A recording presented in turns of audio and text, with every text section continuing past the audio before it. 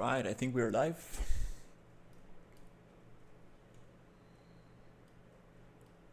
Cool.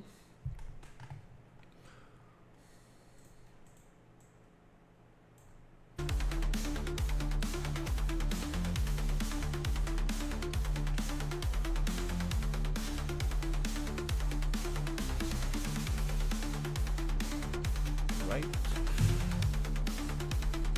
Just gonna check. Audio should be fine, like last time. Didn't change anything.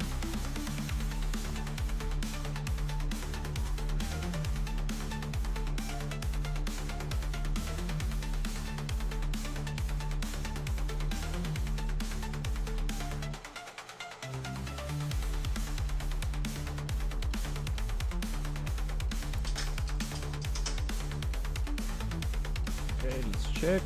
1, 2, 3, 1, 2, 3.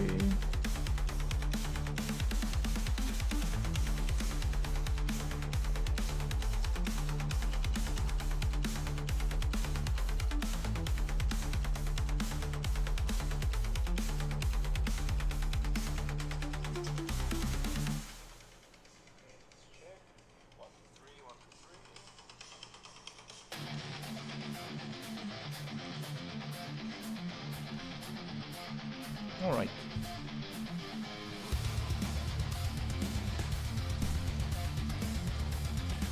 All right, let's continue.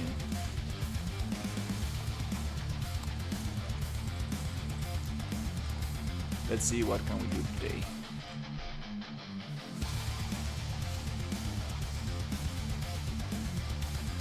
So we are going to be working on level design, trying to create like an interesting maze-like level. It's going to be filled with enemies, and I want to see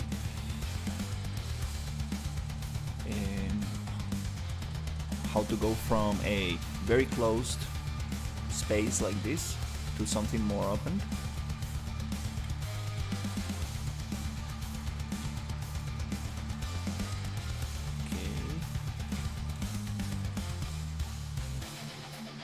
Also, there are stealth mechanics, but they're not ready yet.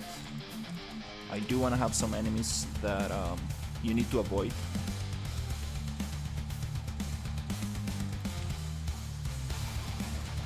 Because these are a little bit too easy.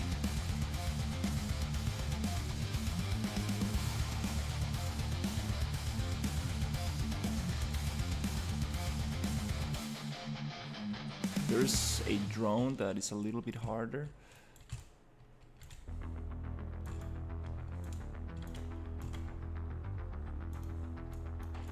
But not super hard.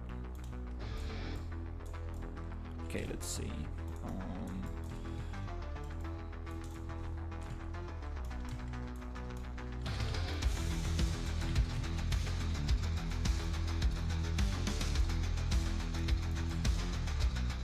Hey Nico, how's it going?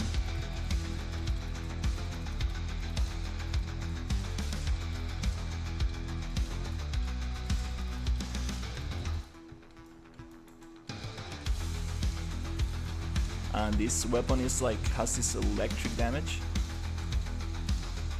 Yeah, this drone I need to set it up properly because for some reason it's not hitting the hitbox is somewhere else. Might be a little bit higher, I think.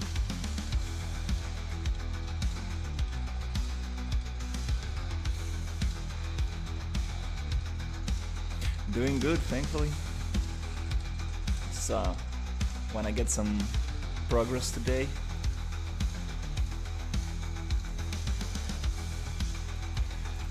I got this wide open area down there. I want to see if I can connect those areas. I'm just gonna send them a grenade or something.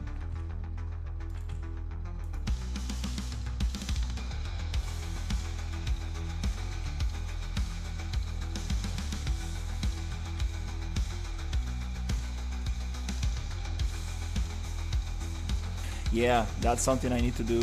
Yeah, weapon is looking totally at the other direction.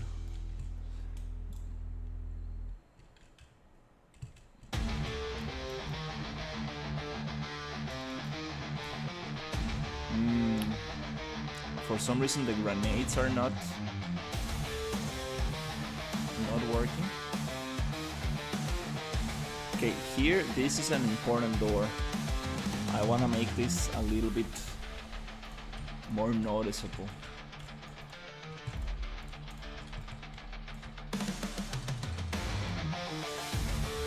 Something like this.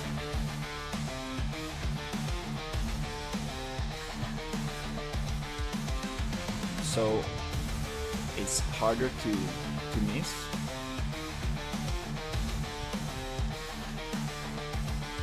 Like that.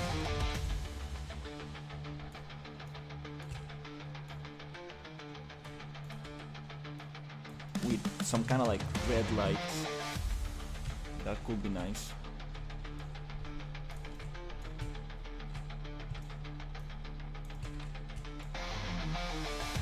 Yeah, the crosshair, I need to check that out for sure. It looks very strange that the weapon is pointing at another direction.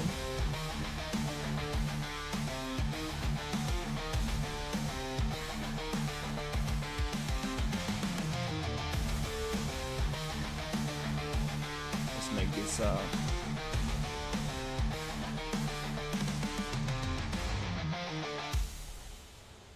little bit softer.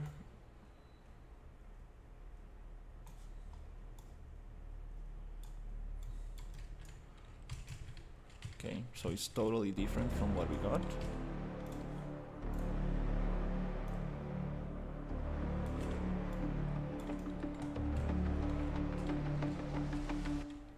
And here I wanna open up the view to a wider area. These are going to be hidden, and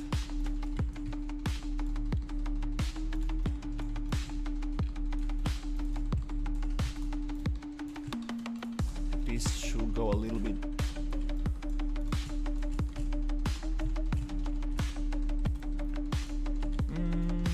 it could be some kind of glass so you can see but cannot go through.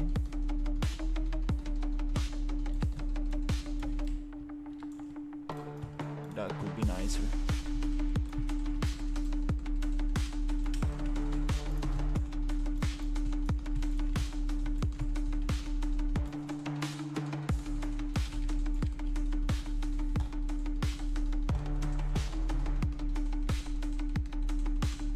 Actually, let's do it like that.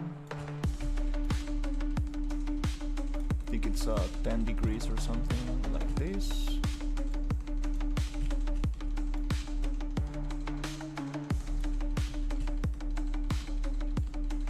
Then we can have some kind of window or something.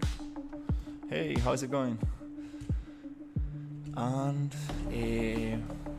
I want to have like a wider open area so we can make it to this. Okay, we are getting this dust effect in here. We need to add a volume to clean that up.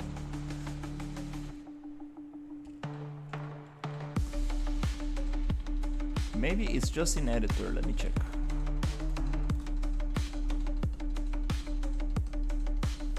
Doing great, trying to get some progress today for my project. I'm gonna be streaming for a couple of hours before a friend comes.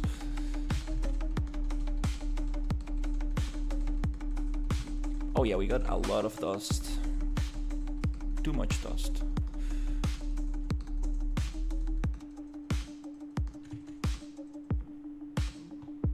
Okay, and we need to hide the landscape as well. So I was thinking,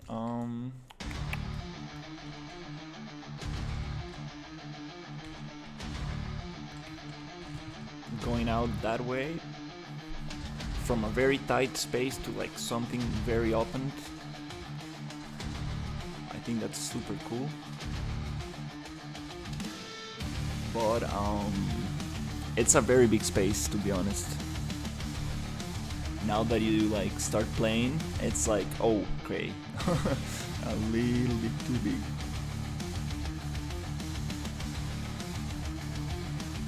Oh, wow. Okay, we got heavy rain. My friend is coming in a motorcycle. Damn, I kinda. We need to see. If he doesn't come, I will keep streaming, because it's kind of dangerous. He lives like maybe 2 hours away, so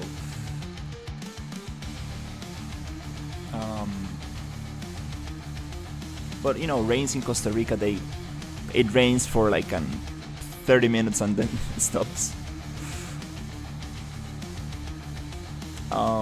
Let's make this hidden in game. I appreciate the follow. Let's make this hidden in game so we can see for now.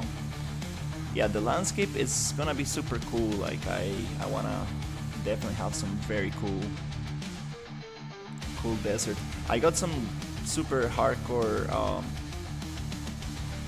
a sandstorm right now going on, but I wanna make the weather change a lot. Alright, so we are here. Let me see if I can also hide a little bit of this.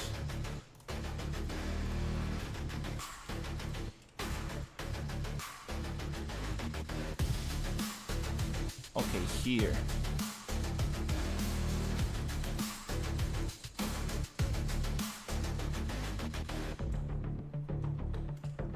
I appreciate it.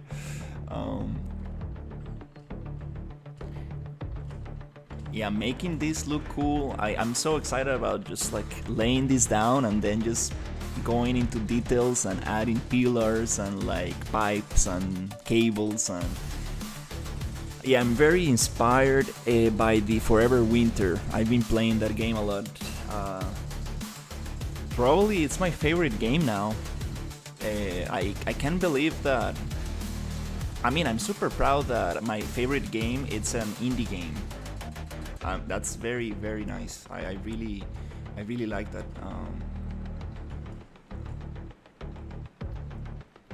Alright, so yeah, let's just keep laying some stuff and then we can add some enemies and keep testing. Yeah, level design is a little bit of kind of like, you don't really know until you test it. It's kind of like hard to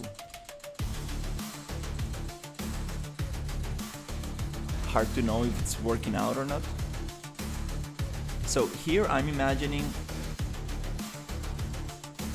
some kind of like catwalks that go around some structure, like very vertical cylinders, some kind of like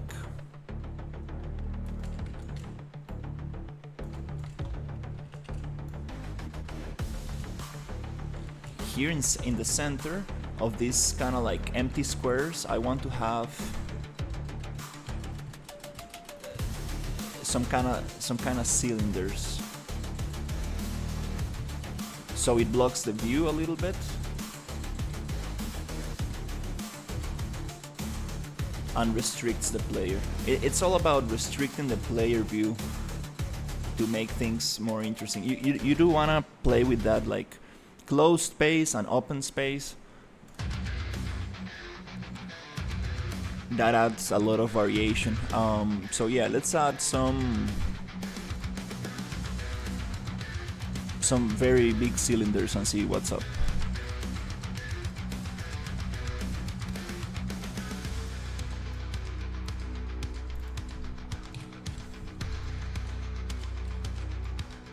$64 to make it a little bit more round. Also, this structure, this concrete structure, it's too big, it's too heavy, so we need a lot of pillars to hold it.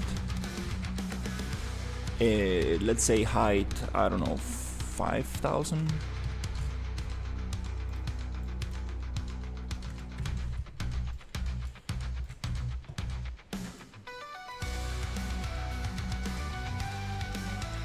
And that's a little bit too big. So let's go radius.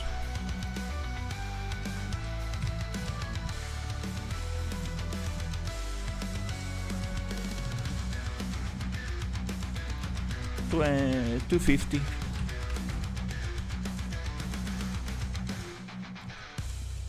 Then I can probably start adding a little bit more of them. Maybe we can have like a six-pack. This is cool because it allows me to see through the structure. So I can like maybe shoot some enemies around there, then cover, see some enemies. Maybe we can have like 9 of them. So it creates some kind of like square-like structure. Okay, that looks kind of cool.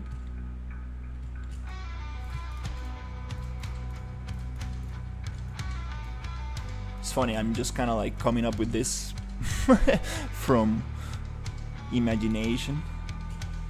Kind of like trying to think about Batman Arkham Asylum. I'm not sure if I'm pronouncing that right, but you know, the cool Batman games were from Xbox 360, where there was a lot of verticality, and you can like go stealth or go crazy and like, you know, just fight everybody. And Metal Gear Solid 2, that game I really liked.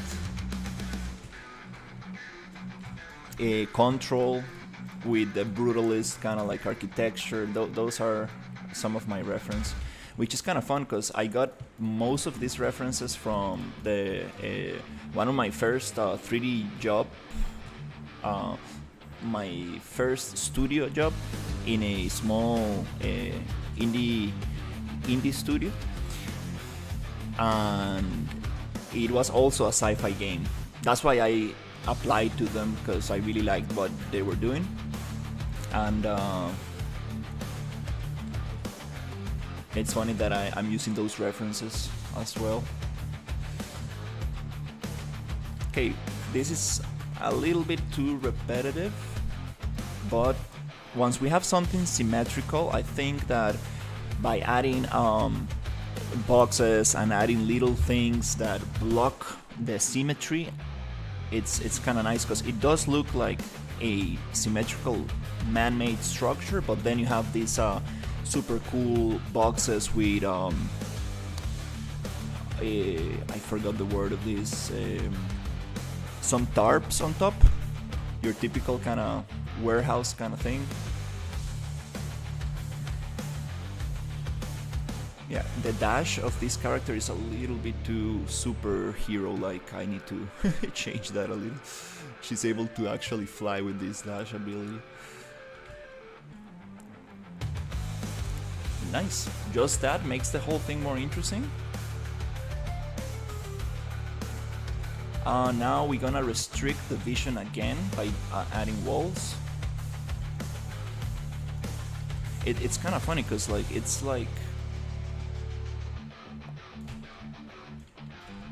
a lot about restricting the player view. Okay, I'm gonna add this one. I could be doing this using the how do you call it, the box grid tool, which is super awesome, but I'm kind of like just making it like with boxes.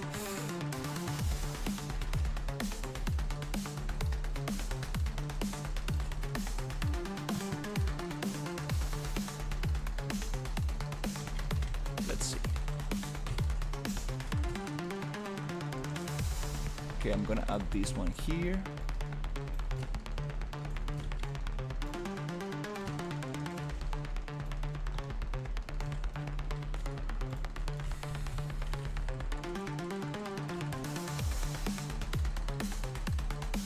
just super rough, not caring too much about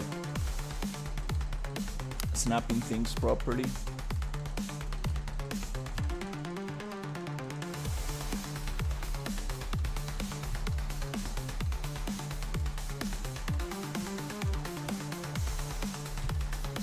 The most interesting thing will be to add the enemy patrolling path, and I do wanna have triggers. So, for example, when you walk to a specific area, enemies appear. And I think the coolest thing will be to have some kind of like mechs that you don't really wanna fight. I mean, you just want to avoid them, so that adds a little bit of that alien isolation feeling where you just need to avoid aliens. Actually, talking about alien isolation, there's this part of the game where you get like a flamethrower and it kind of like you become a little bit untouchable. You can go faster, and the game is way more forgiving, which kind of takes away the fun. To be honest, I was like, I'm not sure about this. But then you need to cut through like heavy metal walls, which also add a lot of suspense. I also have that like doors that require more time to open, so you are like very vulnerable. You're just exposing yourself to get hit.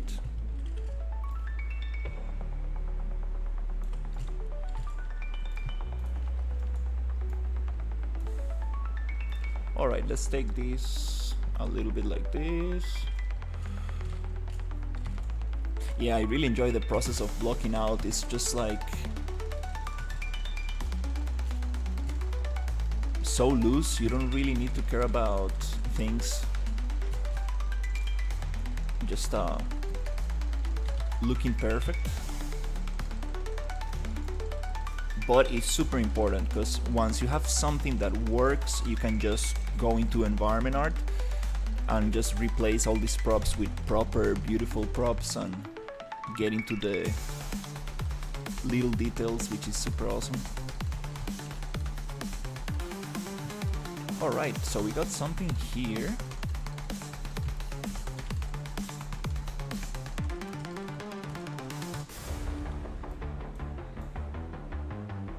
Yeah, I want a little bit more of a metal music. That was a little bit too fast.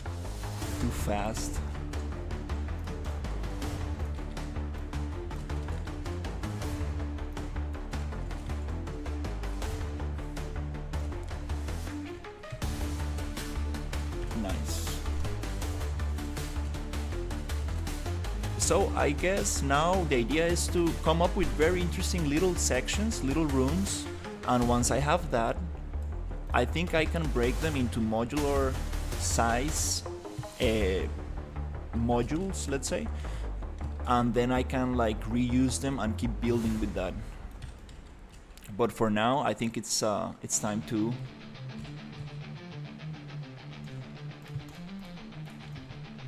come up with some interesting stuff first. Oh.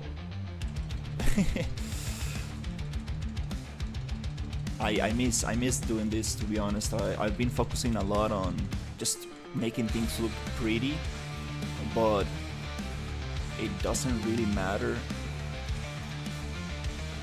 until it's functional. I mean, if you're doing like a cinematic or some beautiful renders, it doesn't. You can just cheat a lot, but the functionality part of things, the optimization part of things, it's something that I'm finally getting into, and it's super exciting. It's like, oh, it looks beautiful, it works, it runs. It's like the next level. Because it's an interactive experience, and just makes it very, very interesting.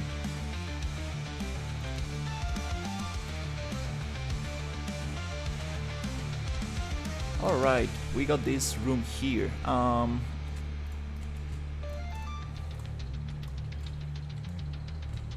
I was playing the Forever Winter yesterday and I got into this mech trenches level, and it was a super scary level where there was like a factory filled with bodies and like super difficult enemies.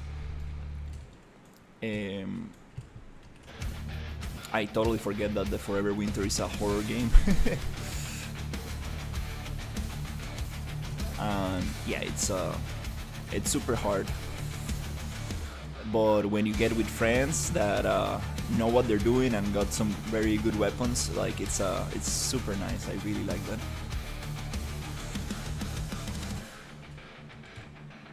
that. This is supposed to be hidden. Okay.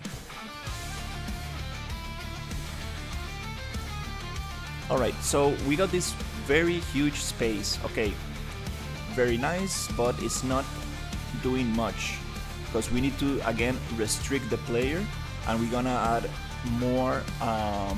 We need to block the player view. That's what makes this kind of levels fun. So again, we're gonna add a little bit of verticality, a little bit of side catwalks, and a little bit of boxes like this.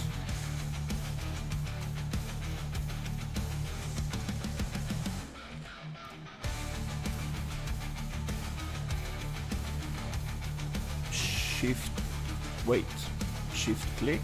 Huh, it's already selected. Huh, oh, okay, I'm selecting this spline component. Okay, anyways. Yeah, thankfully I'm gonna get this traverse on everything soon, so I don't need to deal with those special boxes that allow the player to mantle and stuff.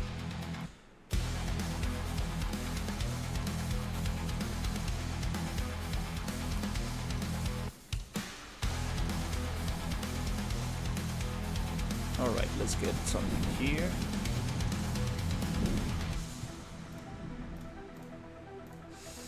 I guess I need to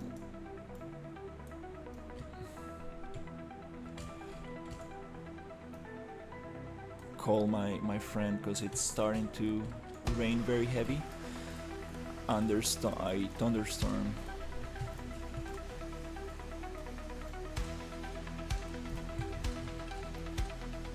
Okay, I'm gonna send him a message.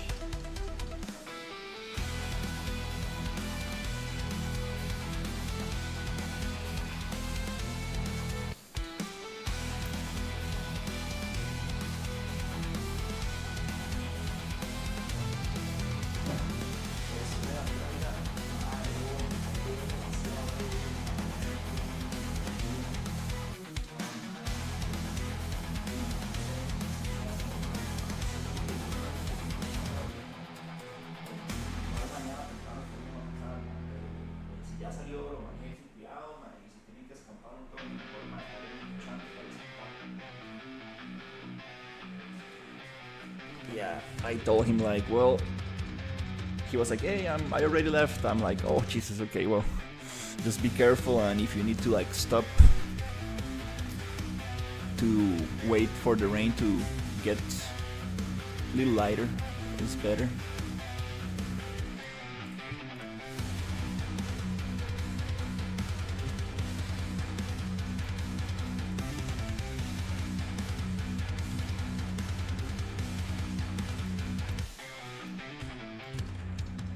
Okay, let's add some of these traversable boxes.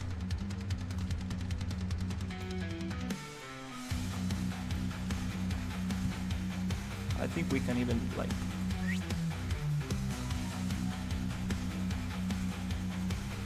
get it like that.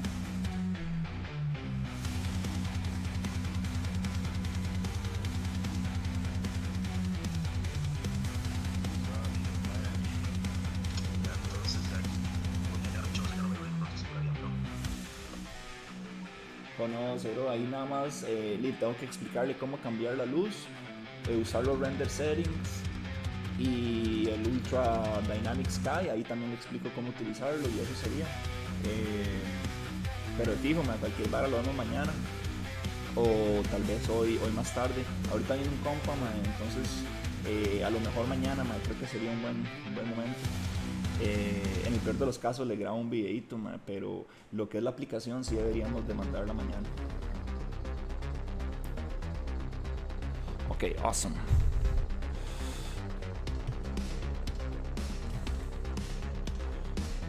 Oh, buggy.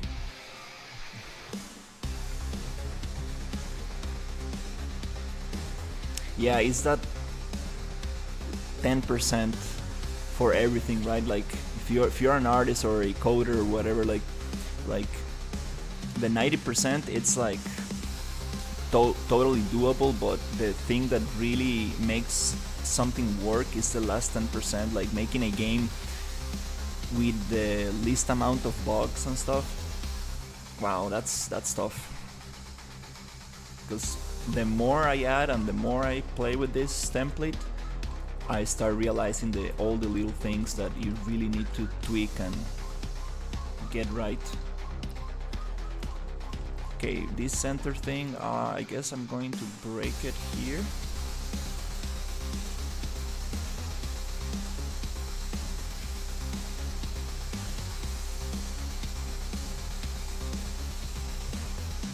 I'm gonna break it like this, and this one around here.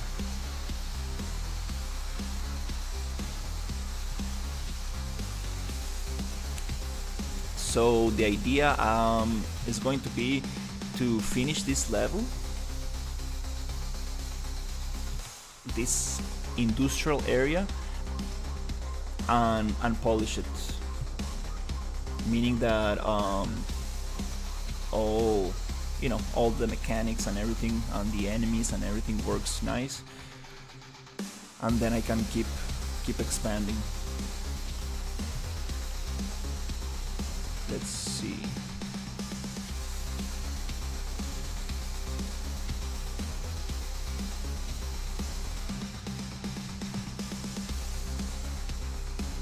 Something like that. I do like a lot of verticality, like just mantling and climbing on stuff, like being able to have different levels, different heights. That's super interesting.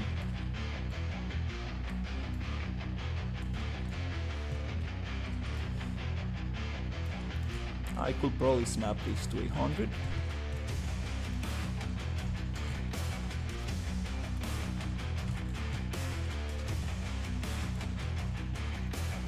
Again, I'm falling a lot into symmetry.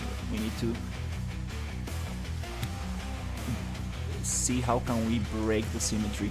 Like, it's nice to have a symmetrical structure, but then the props and the pipes and the little things is what helps break that and make it interesting.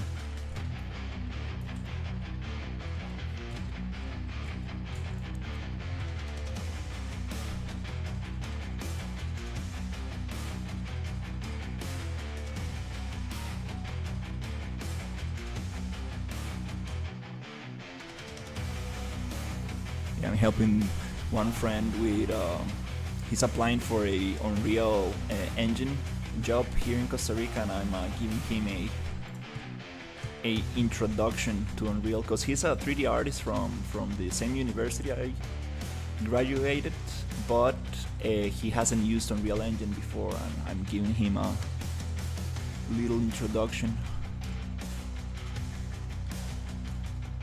Okay, I think it would be very cool. Hey Chunk, yeah, I speak Spanish. It's my native language. I look like European because my parents are from Ukraine, but I was born here in Costa Rica, so Spanish is my native language.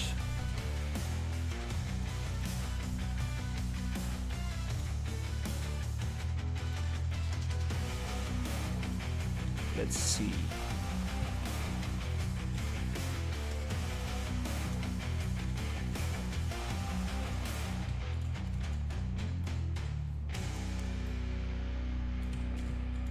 Also, a super big inspiration for me. It's a Warhammer 40k. Oof, super awesome. Also, Gears of War, which I haven't played all of them, to be honest. I played only the last one. I think it was the Gears of War 3. But yeah, I really like that. Kinda need to sit down and make a list of my favorite games, and I really like this song. This song is gonna be the menu song, I guess. It reminds me of the Forever Winter soundtrack.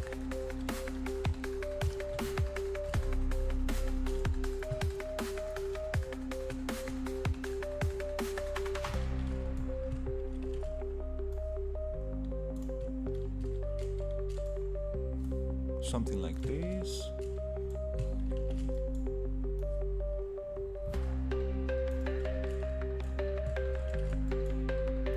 I do want to have some like heavy metal doom music for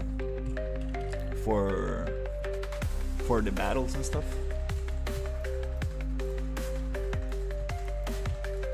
That's gonna be super interesting to see how to make the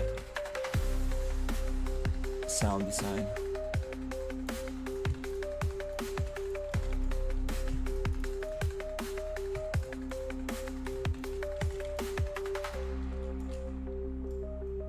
Okay, I guess this one needs to be a little bit more around there. Okay, nice. Now we are starting to get something more complex. I like this.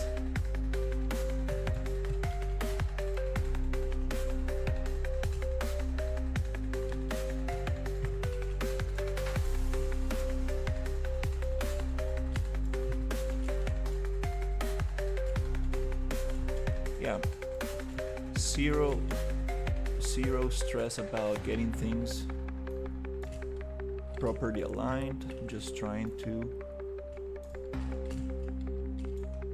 make something interesting to walk around.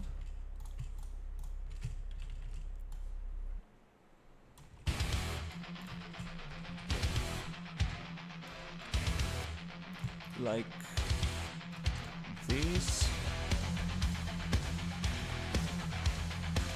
and then we need to get the bunch of boxes and pipes and things that lock this as well.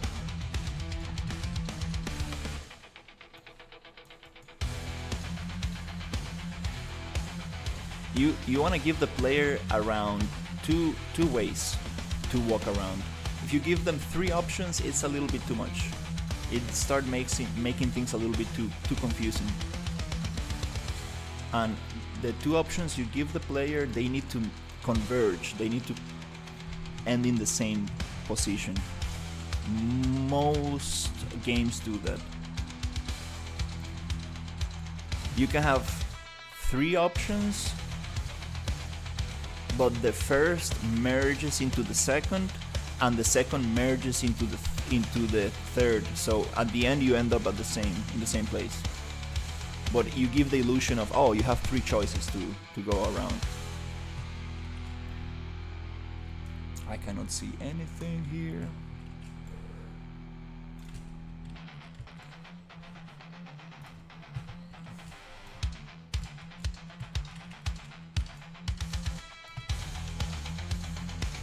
Awesome. Okay, so let's get some lighting here.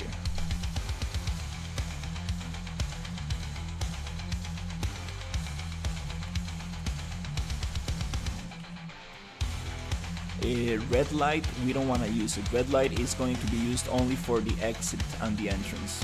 I don't want to confuse the player and tell him like, hey, there's another door here. No, there's no doors. Here's just light, and this light I think is gonna be white.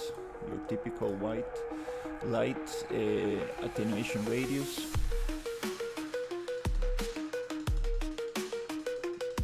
Now with mega lights we can go a little bit more crazy. Uh,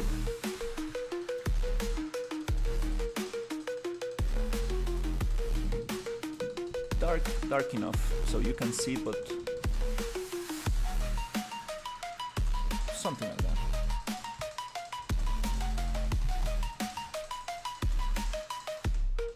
It's kind of cool to leave like a little dark spot between the lights. It just really depends what you want to make, but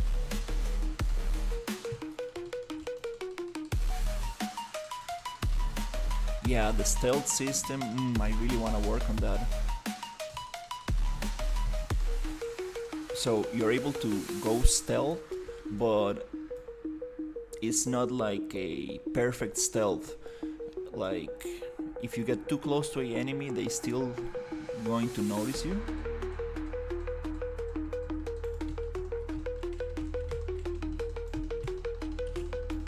And definitely you're gonna move slower. Okay, probably we don't need that one.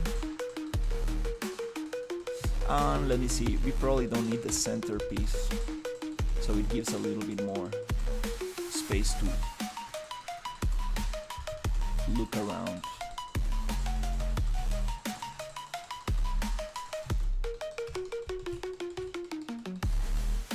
Yeah, it gives me a little bit of little window to shoot some enemies.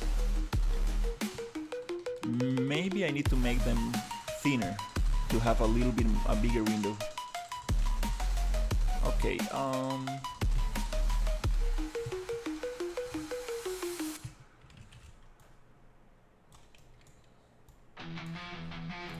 okay, let's get this one.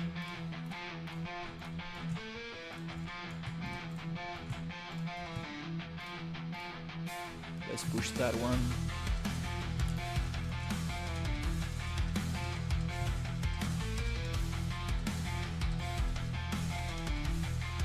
Around here. Alright, we got the second floor. Now, how these two areas connect. Also, that's a little choke point. We don't want all of these areas to connect, so this requires you to go all the way through here. And we can probably also take that one out.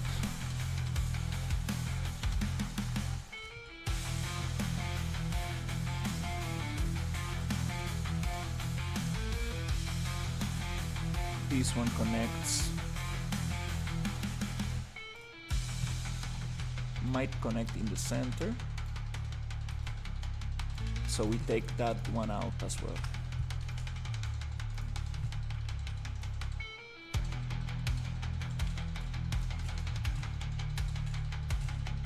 Whatever, I'm just gonna stretch it.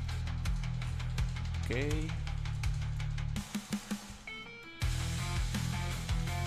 Okay, now it starts looking a little bit more messy.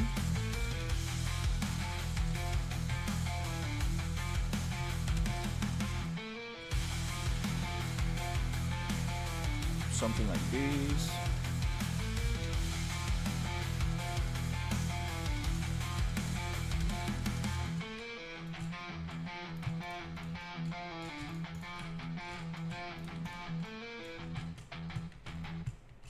I selected something that I didn't need to. Probably I could make a group from these ones.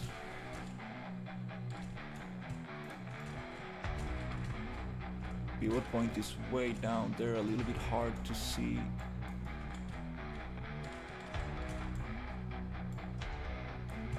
Wait.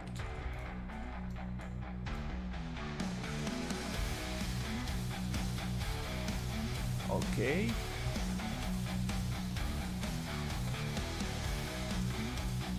Nice, let's get this one.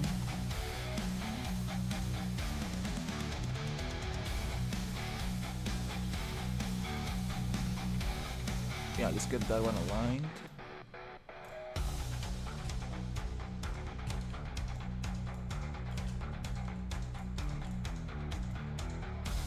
Here.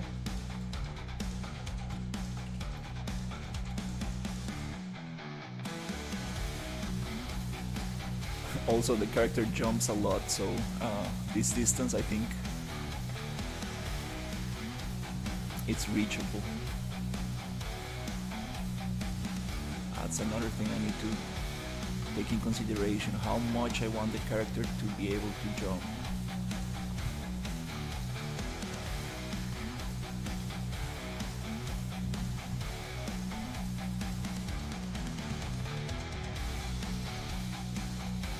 The respawn point also, I think I need to make it like, if you die in a room, you respawn on the start of the room, because now it just kind of like respawns on top of the body, so it doesn't really make sense.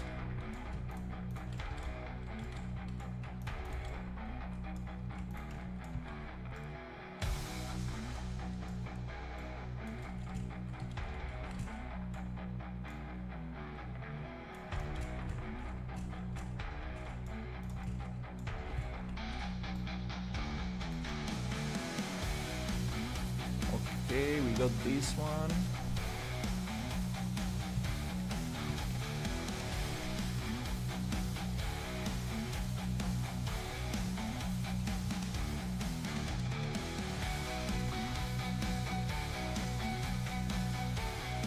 Okay, a couple more.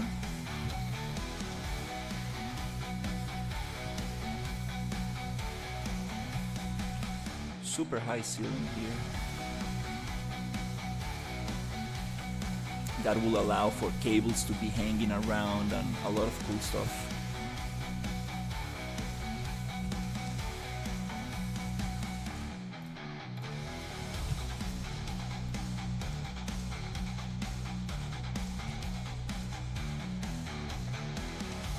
Okay, here.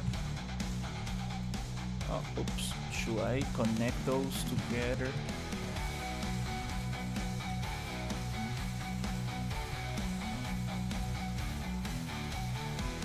Definitely don't want those.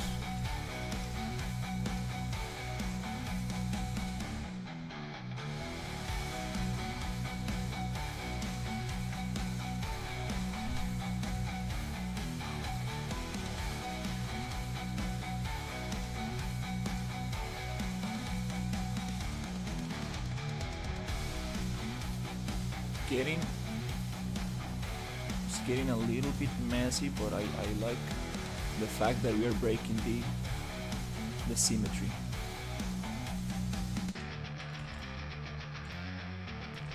And it starts looking more industrial, because I see like 4 big pillars holding the thing, and the rest is just asymmetrical.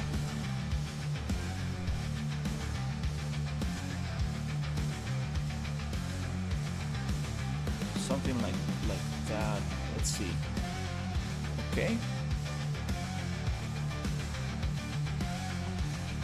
We need to add more ladders and more things like to be able to climb up.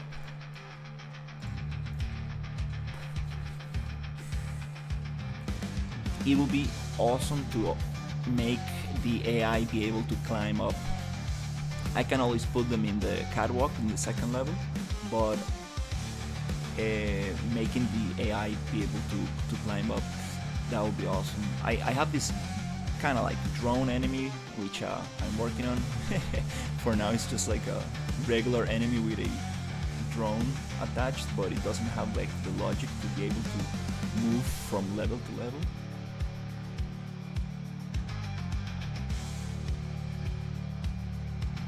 Okay.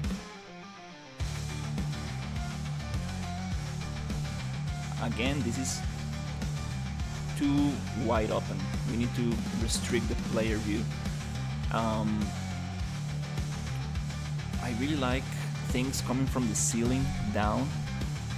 So you have like 2 levels in one. You have like the second level, it has like its own blocks, and then on the first level, on the first floor, you have a different things to go around. So I think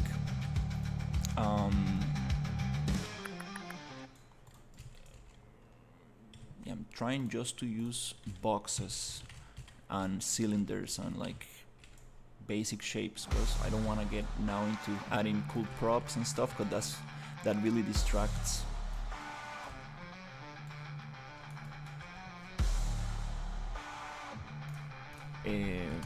Distracts me from keeping things simple. Let's make this super short, like super short. Okay, 8. That blocks, and then 0.75, 0.75. A little smaller, 0.5. Yeah, I think that's kind of nice to block the view, and we can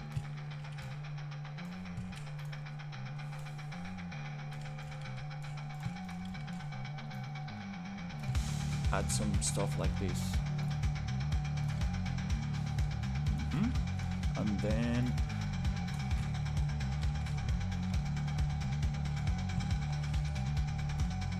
some kind of like I don't know.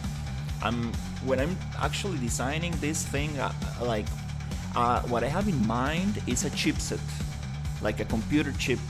That's what I kind of have in mind when I'm doing these things. I'm like, I think that I'm gonna use that as a reference, to be honest. That's very interesting. Imagine like a level where it's a huge chipset and you were walking around it, and it's been done absolutely. I think so. I haven't seen it, but I'm almost 100% sure that somebody has done that before.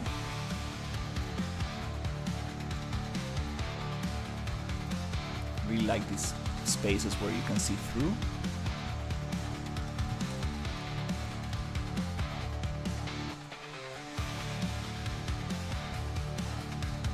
Nice. We can also try to offset this by maybe 800 to give it like a diagonal look. Bloop. And it still gives me that window, but it makes things a little cooler. Nice. Then this could have a bunch of cables and pipes. I'm already thinking about like the details, and that's not what I need at all. And let's make it less boring. So let's say this one, it's going to be 1.5. Oh, that's too much. 1.2. Wait, did I miss the thing? Oh, I'm missing 1 0. Okay, that makes sense. So this is going to be 0.01. Oh my god, I need to go back to school. 0.09. There you go. A little bit longer. Okay, like this and this and this. Okay, so 1, 2, 3, 4 goes down. Like, is it called piston? Like in the engine, things that go, you know, the things that make the engine move. So if that's down, this one and this one go down to change it from the other. A little bit of variation here, so that looks more interesting. I like that. Nice. All right, so this one starts down, so let's get this and this, and this, nope, this and that one go down. Nice. Now it restricts the player view a lot more. Okay, that's cool. We have this very wide open space that makes you look down, but I don't want the player to fall in there. So maybe we can add a bunch of pipes that go around. That could be nice. I think that might work. Let's see. Let's add a couple of boxes also.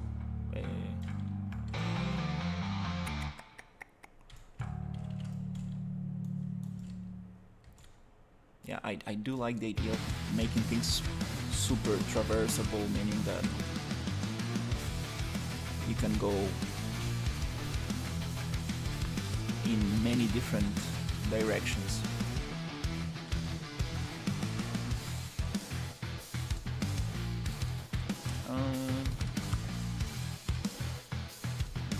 This box, no.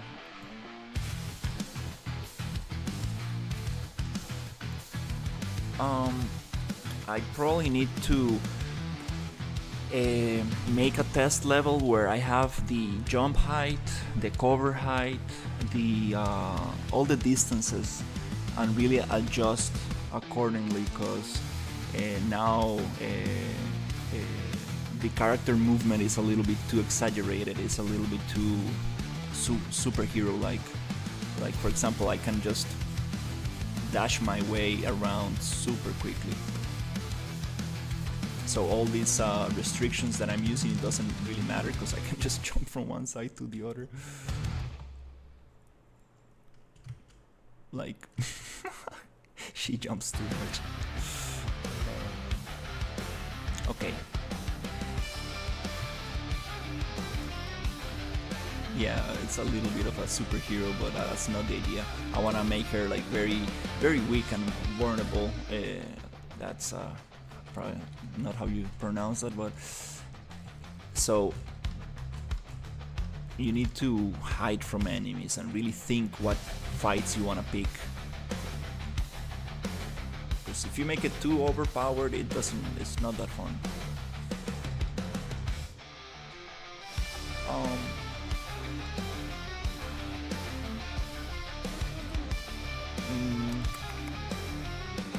Alright, let's see. It's kind of hard to find that nice balance between testing and like actually working, because you do need to test, but sometimes you just spend too much time playing around and you don't get things in place. I think a good balance might be like 80-20, where you place things, then you play a little bit, then you place things.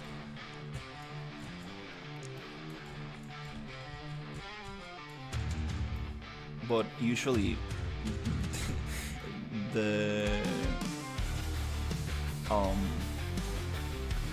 that's not very nice.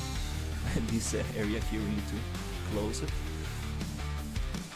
Most of the time you get distracted by just playing, which is fine, because it makes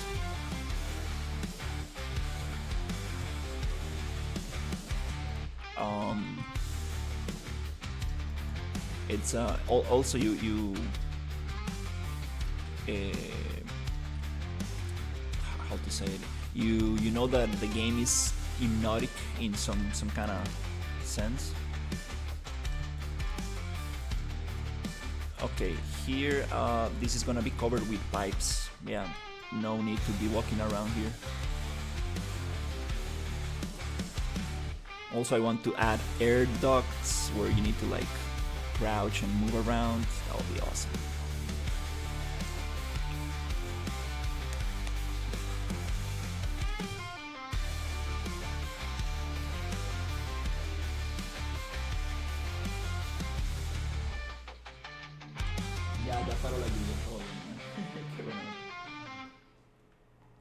So the rain stopped. Yeah, this area just gonna be pipes everywhere. Okay, cool. So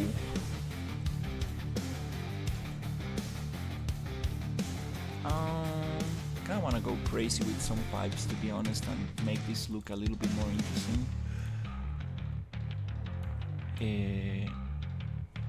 Again, I'm gonna try to think about basic shapes. Not gonna add anything steady, like just pipes that will allow me to block some spaces. So what do we have here? Yeah, this project doesn't have all my props.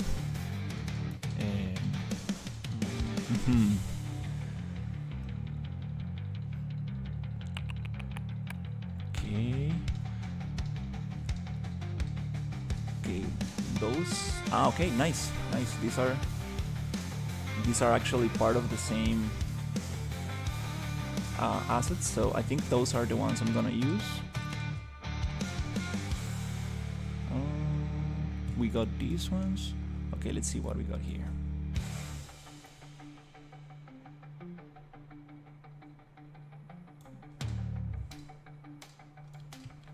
Okay, well, definitely the scale is too crazy.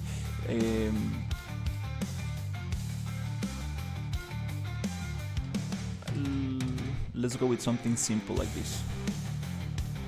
Just a cylinder. That's nice. Wanna make it smaller.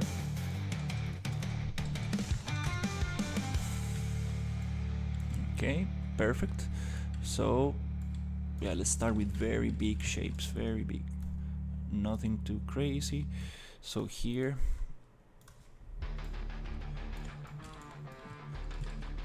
okay, again, I want to check my traversable props and see what the distance is. I'm getting lost already, that's good.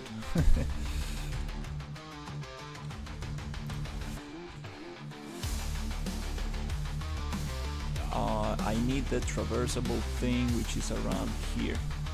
Cool. That's starting to look interesting. Okay, and with this thing, I wanna see if I can actually go up or down this thing, this pipe.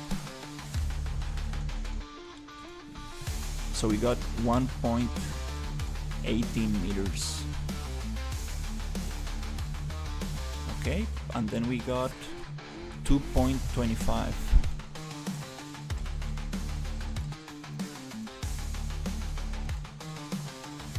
So we need to use one of those.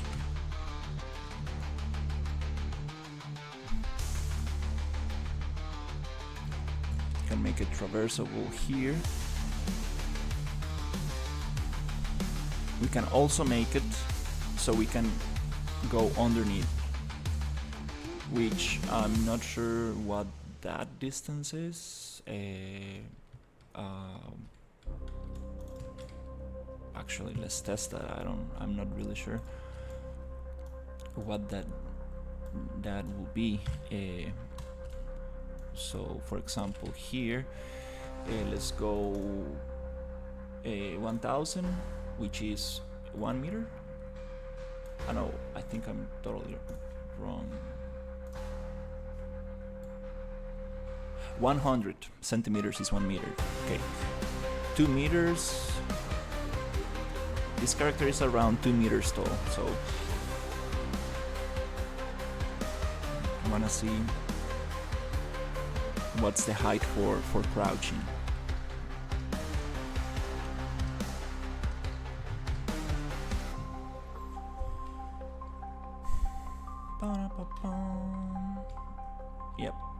Yep, she's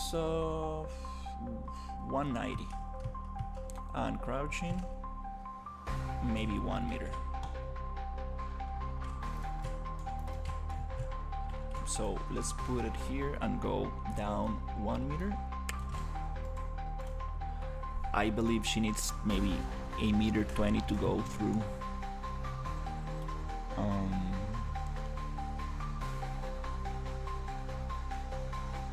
And with this, I will be able to start adding pipes and blocking spaces.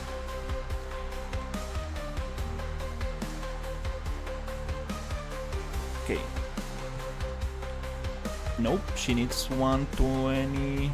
I think that's 10 centimeters, I'm not sure. So let's try it. 1, 2.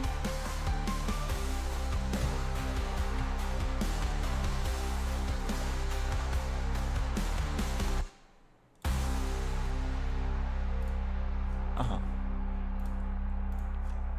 1, 2, 3. So 120 and 130. Let's see if she goes through 120. I think she might be able to.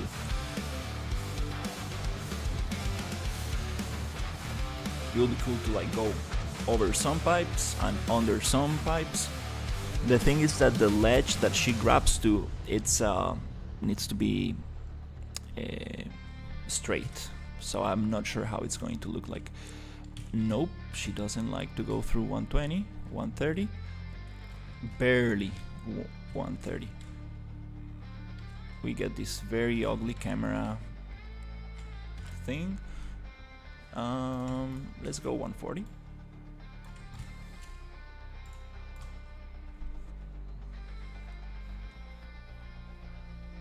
Well, the camera thing, it's okay. We can make a camera trick there so it doesn't go through.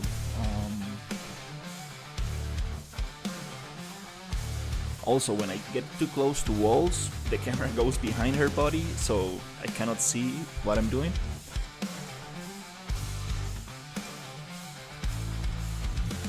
You still get the camera thing. Yeah, so whatever. Let's keep it 130.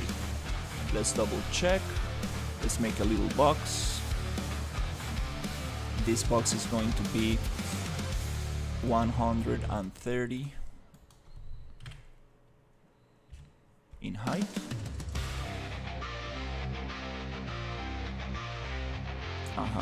And then I'm gonna make it an extrusion, which is gonna be 100. Is there a way to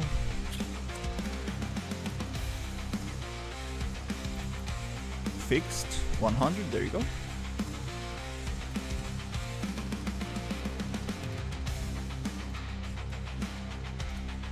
There, and I want to do another extrusion. This one is not going to be fixed. This is going to be snapped to the floor. Okay. I'm just making this asset to remember that it's a 130.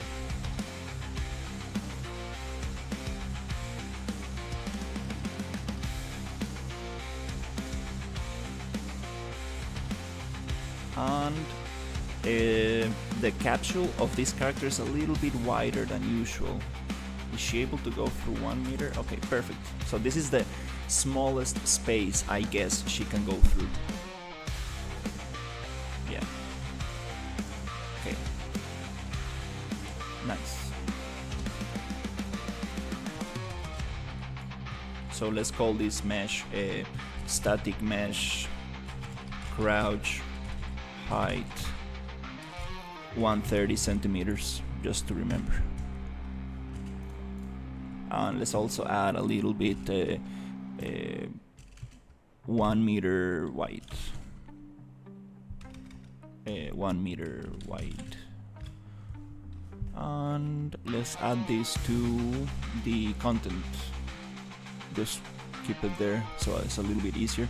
I can also make a collection. I should probably use more of these collections. That's the smart way to do it. Alright, so 130. Now with this asset,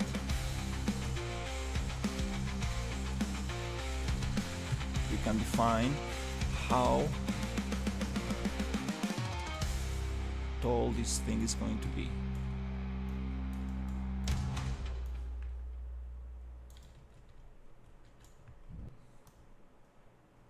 Okay.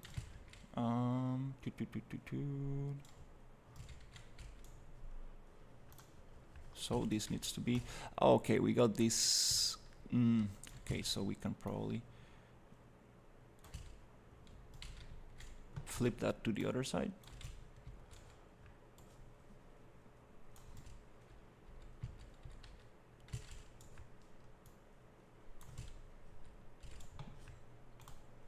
Cannot really see. Oh, I think forgot to put the music on repeat. Okay, so I think that's good. Okay. Nice. Okay, I'm gonna keep it somewhere here. Alright, nice. From this other side, I can also just crouch. And then I want to do the opposite. I want to use this pipe.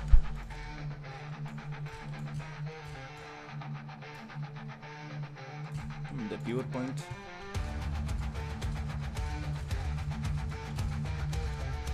It's a little bit down.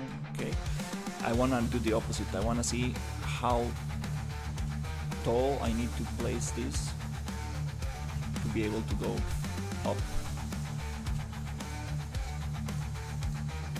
But here we have a problem, because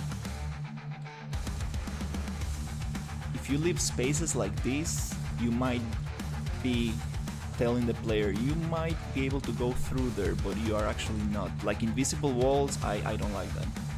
That's just very annoying. So we want to match this thing right here. Okay. Probably need a straight pipe for this.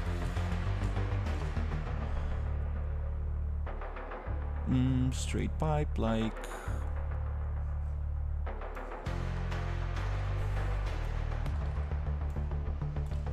oh, this is this is another kind of pipe.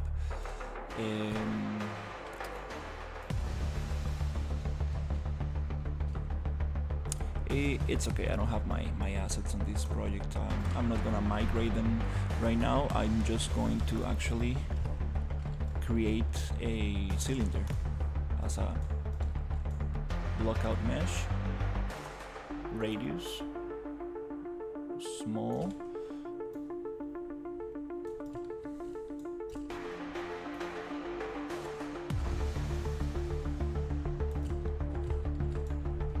and we're gonna match it exactly to this.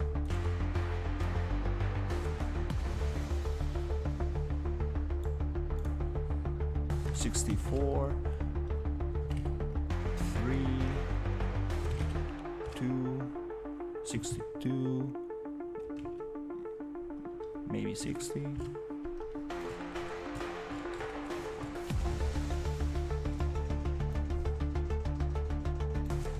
I think that might work. Okay, cool. That's a little bit too long. So height.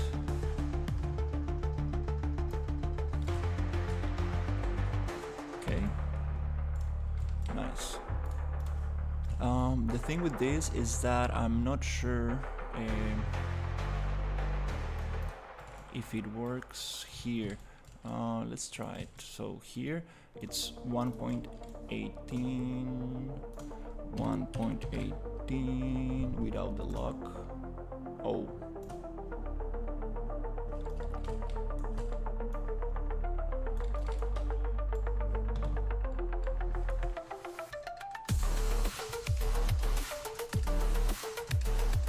Okay, let's just do it here. Okay. It's not going to put the hands where it needs to, but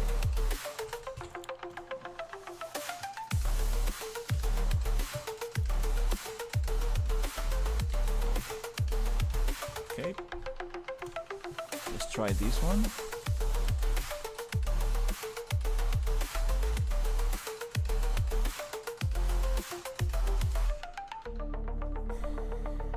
could make the surface a little different. So the animation looks a little bit nicer when it grabs the edge.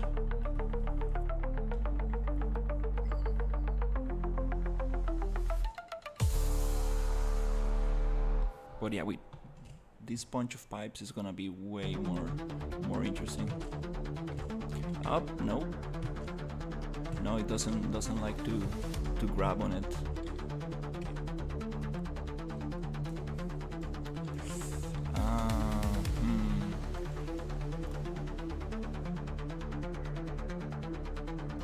It means that this is too thin. It might work for thinner pipes, okay? So, okay,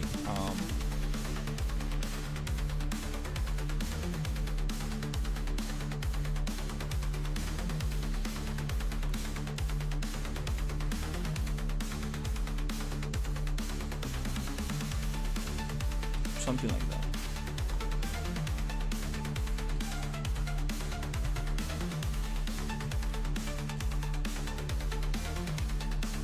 Let's go here. Okay.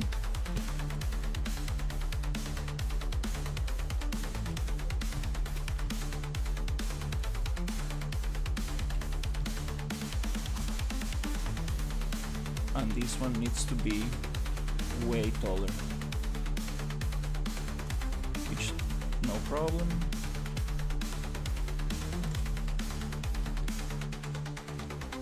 Okay, let's test this out.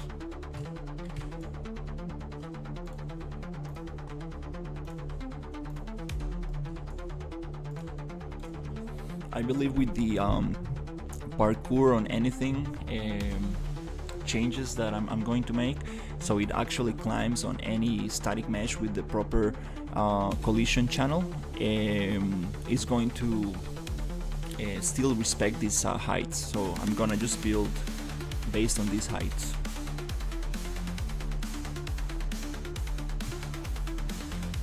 Okay. Okay, there's something going on.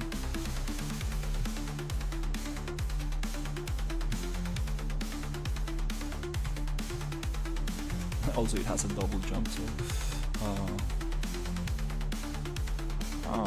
okay, that's interesting. Why is it not... Is this not allowing... Yeah, is it like tracing on the wrong collision? Let's go down like a little bit.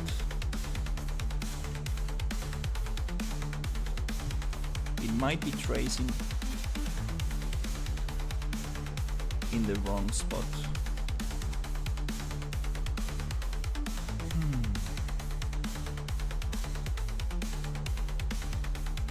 Yeah, I need to see how to activate the tracing.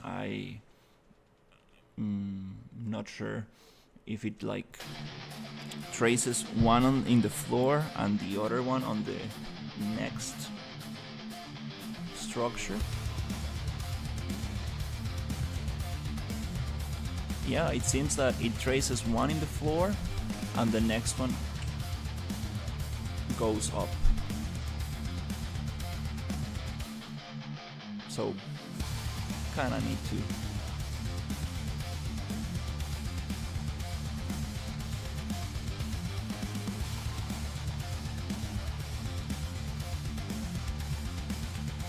just put it right in there.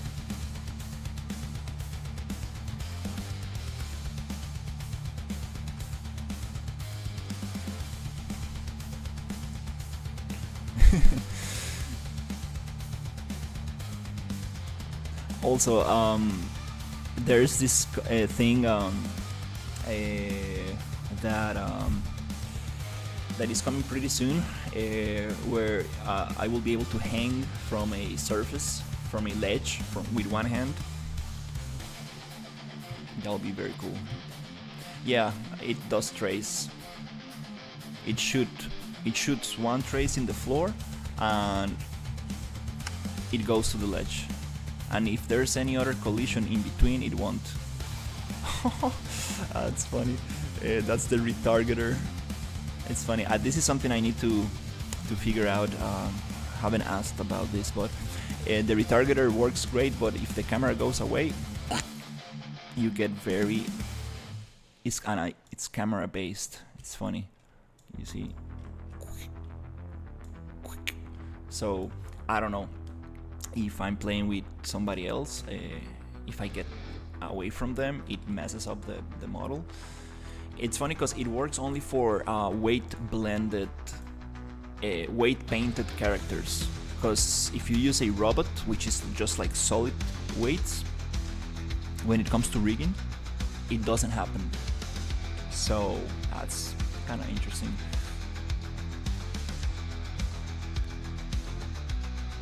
It might be some kind of there might be an option, and maybe it's set up like this for performance, so you don't need to run the retargeter when it's not close enough, but the distance is just too close. Nice. Okay, so we can go underneath, we can go above.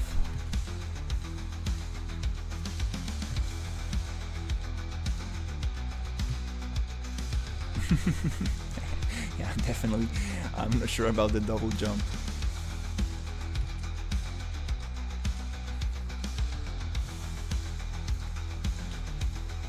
Okay, cool. We figured out the distances.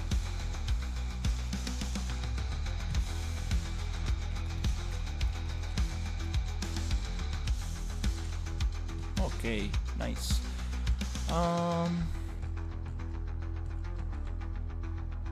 Alright, I think it's time to keep blocking the player view.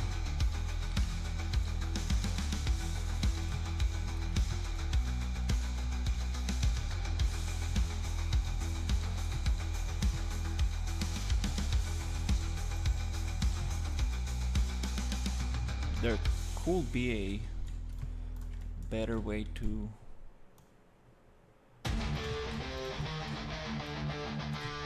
do this.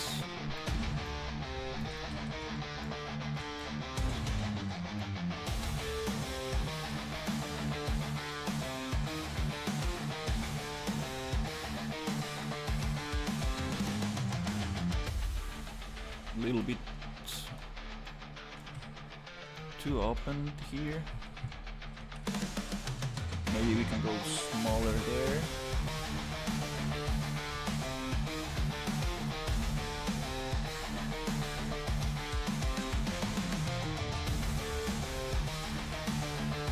And I do like the same. Yeah, imagine like some very cool props for these vertical things hanging from the ceiling.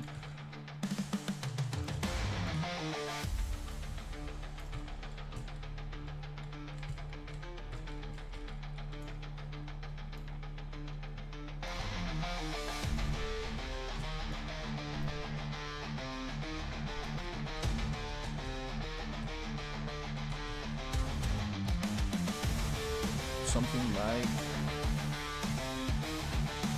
here. But now I need to kind of like get these boxes and make them smaller, like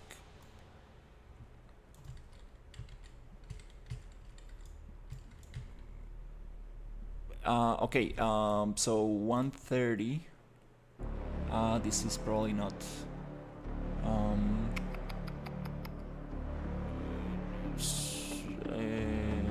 I'm not sure if this is one.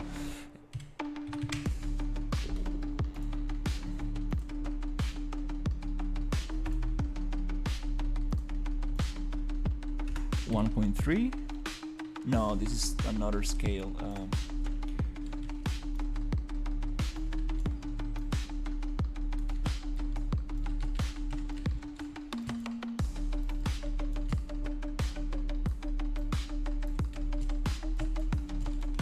Let's see how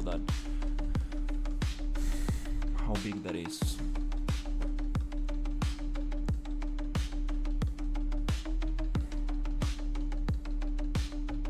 need to find out what's the perfect cover height.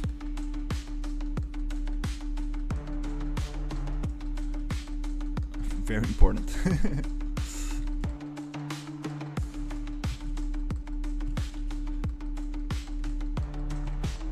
I think the perfect cover height might also be a 1.18.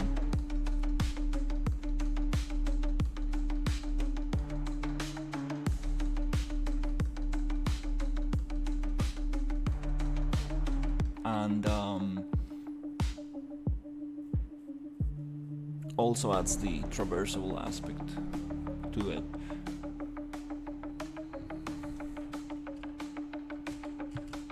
Yeah.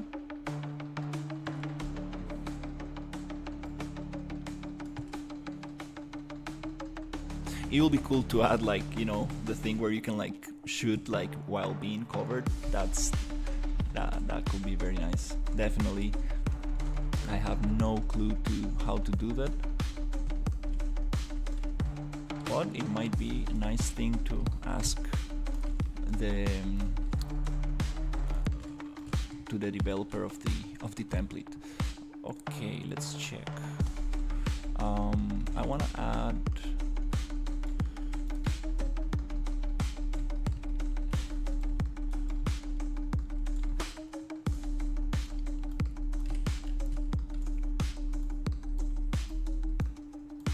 push it maybe here.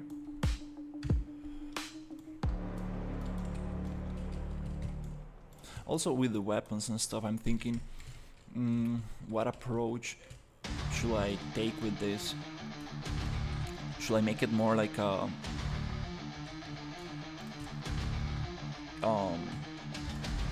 you kind of need to go around and find your weapons, and you run out of ammo and you need to keep changing weapons, or more like you kind of like build your weapons and just get ammo from enemies. Hey Zero, how's it going?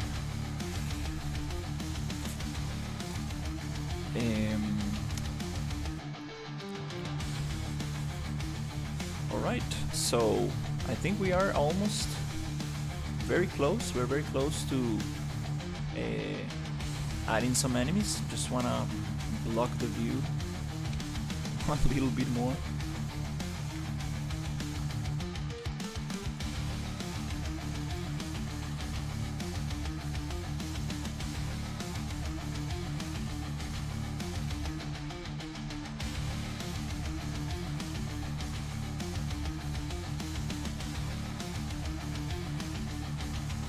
Okay.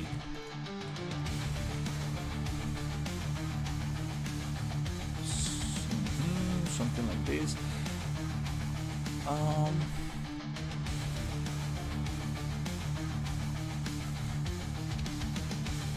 I want a bunch of pipes here so you can see, but you cannot fall down. Do I have? I think it's might be time to add some stuff.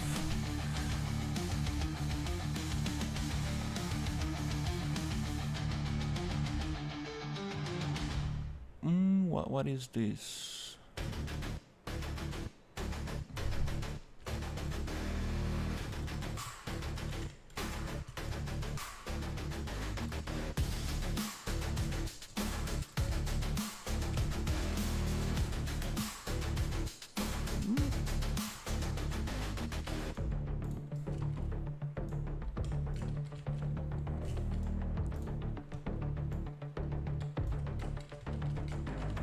Yeah, I need to be careful with these ones because these are like industrial, kind of like outdoor pipes, and the scale definitely is meant to be way bigger.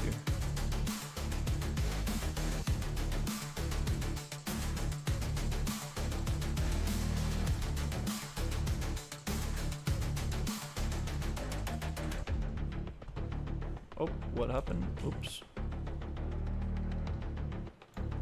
Yeah.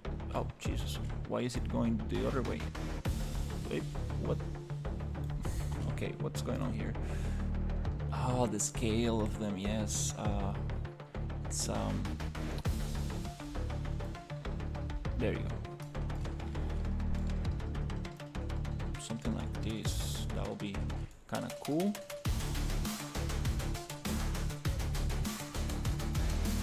Just want to cover a little bit of that space.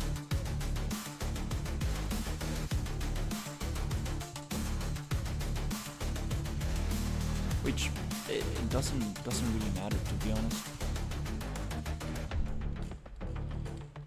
I think I can still fall through. Yeah, probably need to get the other ones that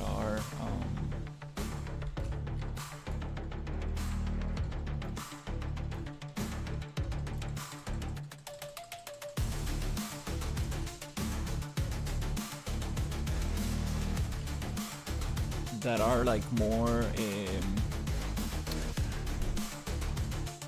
like these ones, kind of like one next to the other. I do have a bunch of pipe assets, but I need to migrate them from my other project. I've been changing so many. Oh, it's snapping to scale, I see why. I've been upgrading the project version because I'm using a template and it's it's kind of funny. So every time I migrate, I only bring what I need, which is kind of nice to keep the project light.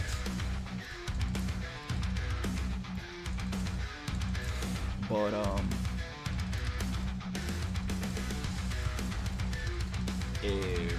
every time I migrate the project, I update the project. It takes some time to set up what I had.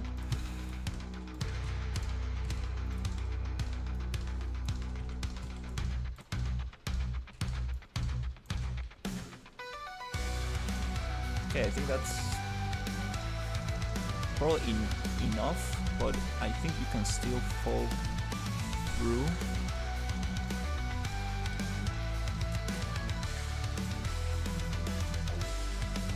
Oof, I was sitting in a wrong position.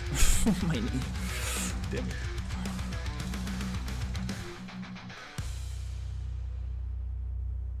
Okay, let's see, what is this? Okay. Oh no, I fell down. Okay, cool. I fell down. Perfect. Big collisions. Enough to... we're just gonna make a box collision for this. No need to have complex collisions on this.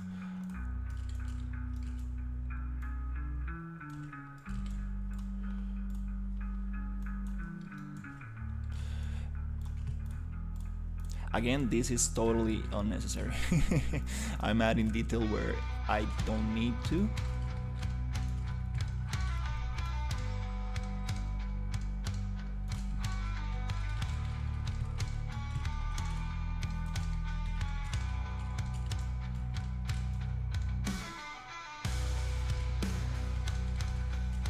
With the excuse of like, oh, let's just block that space.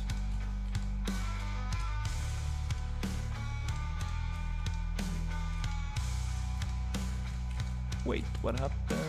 Nope. Oh, again, visual illusion. It was the other axis. Okay.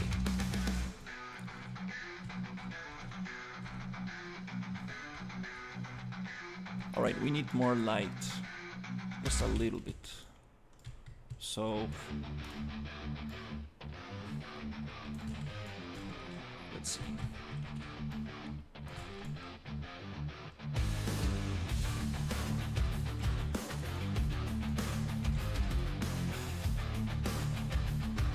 Yeah, the hardest thing with lighting this up is gonna be like making these lights practical, like actually making them exist as a prop, so it makes sense where it actually is coming from.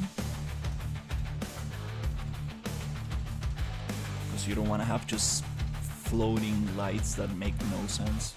You sometimes need to do that, but you need to be very, very careful. And most of the time, these invisible lights, they should not cast shadows, because when they cast shadows, it's like, huh, that looks very weird. Where it comes from.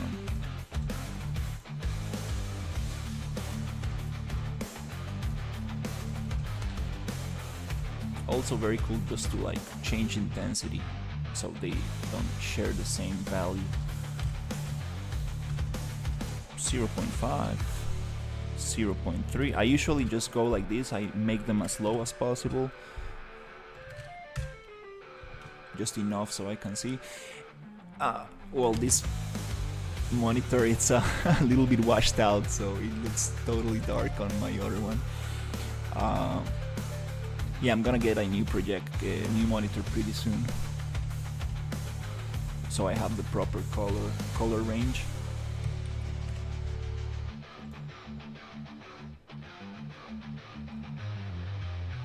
Kinda need to check with my other monitor.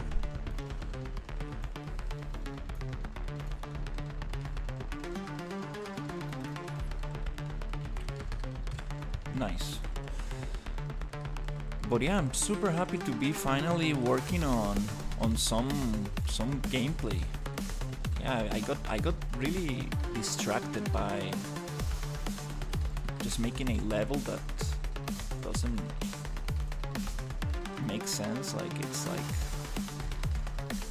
I mean, I tested all the assets I wanted to use, and that's also important, and I did some builds and I tested a lot of things, but I forget that I'm trying to make a game. So the most important thing is to actually make something playable, and then focus on making things look nice.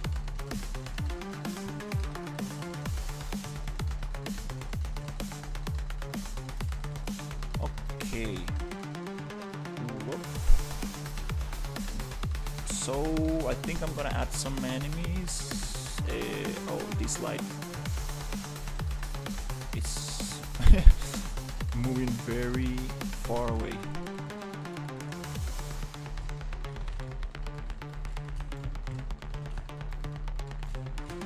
Let's check this out.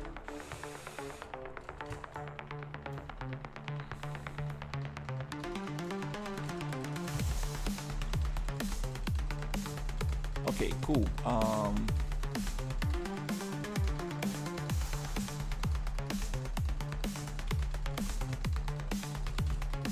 Very big dark spot here.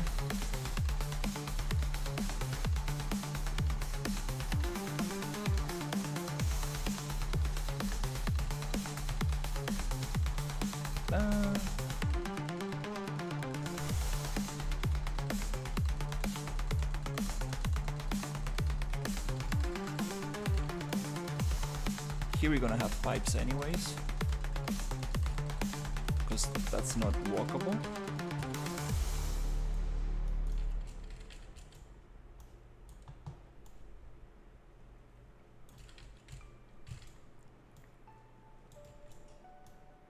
Yeah, maybe light can go from these things.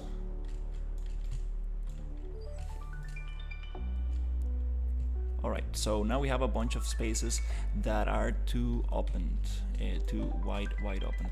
And I don't want that. I want to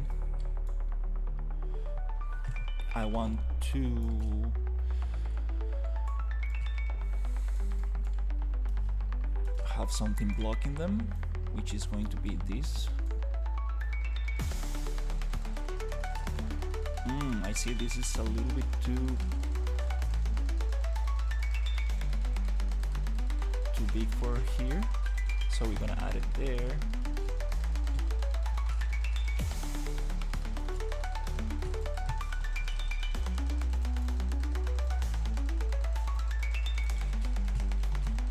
And here.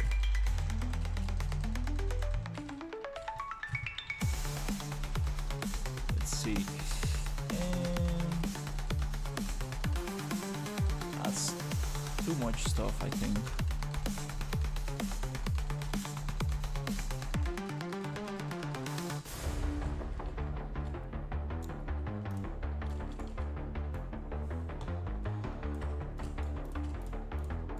This needs to block the player view here.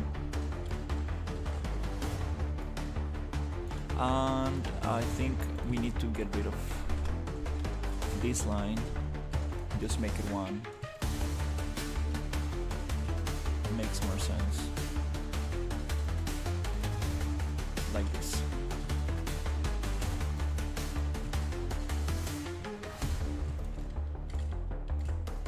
Yeah.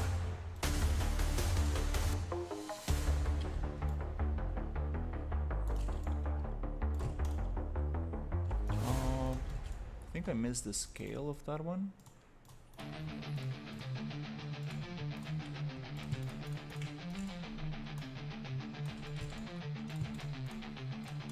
Okay.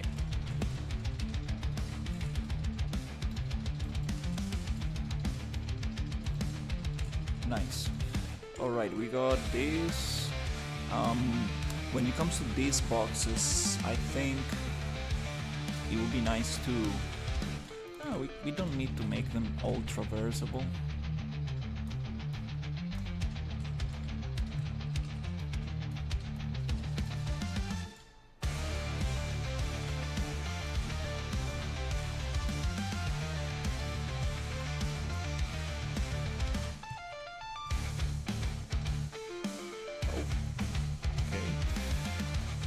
So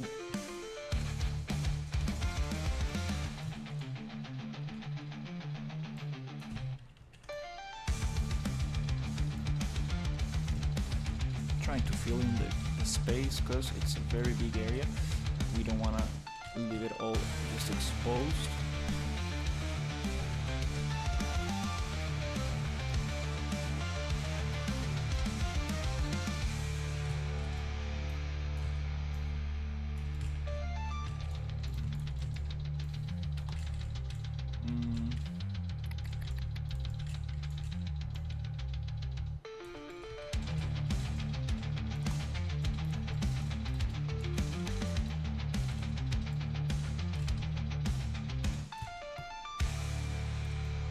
Okay, that's a little bit more interesting. So we need to kind of go around.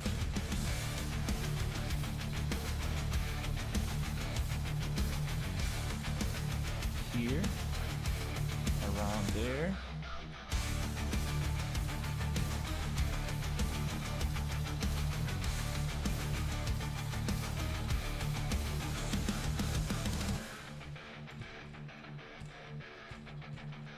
Alright. What else?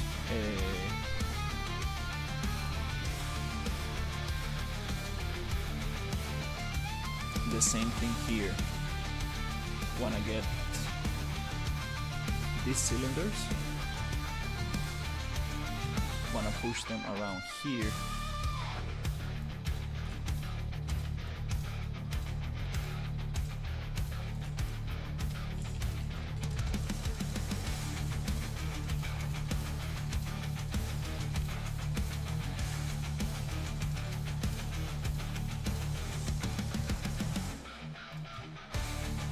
Kind of like this. Oh. And then we got a bunch of pipes, that's awesome.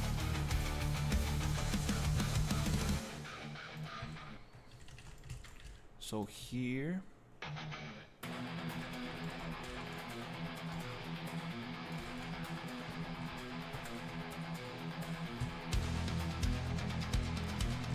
okay. Wow, this space is huge, like, damn.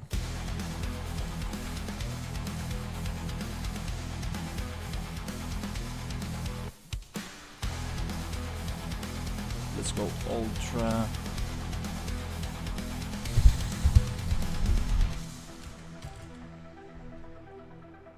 Weather, there you go, so we can see a little better. Wow, it's starting to look way more interesting. I got too much of this stuff going on around.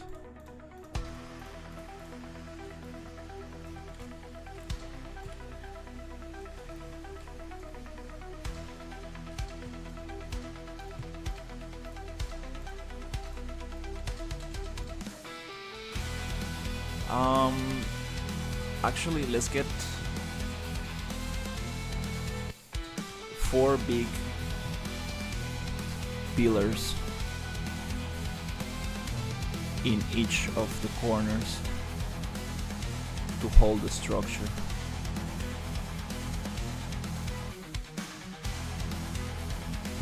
Is that actually? I cannot see.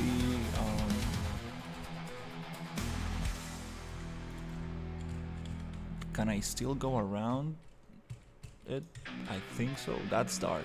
Okay, we need a little.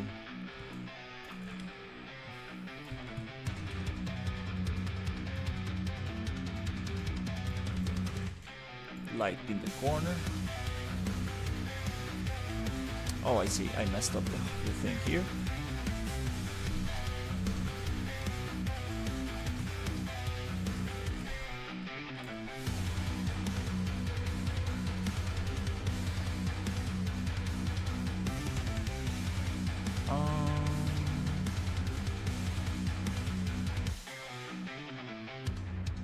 Whatever.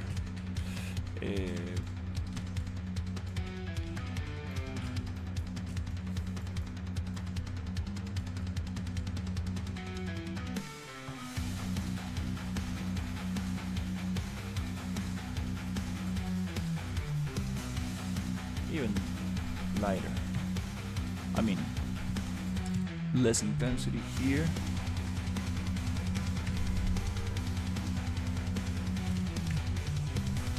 Like this. And this, I guess it could be a little bit smaller.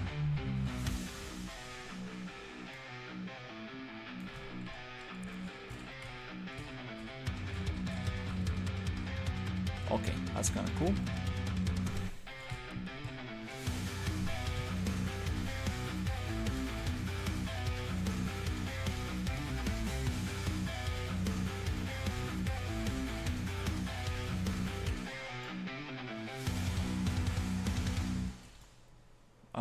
Okay, what do we have here? Wait. Oh, okay, we got this wall here. So yeah, this needs to be.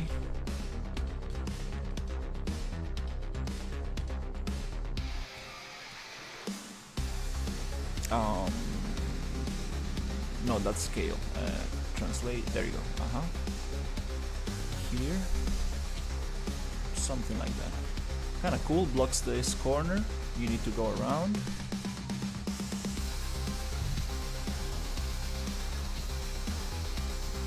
Alright, let's see. Let's get this other one in this side. Yeah, I'm sorry, music is too loud. I think I'm talking to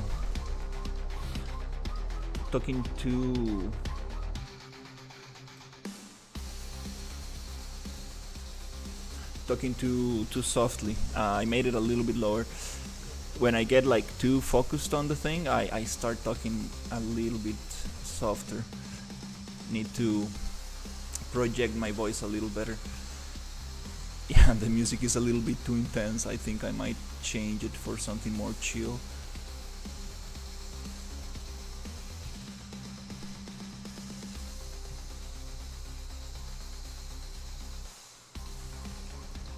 Okay. Alright, well, that's a bunch of stuff.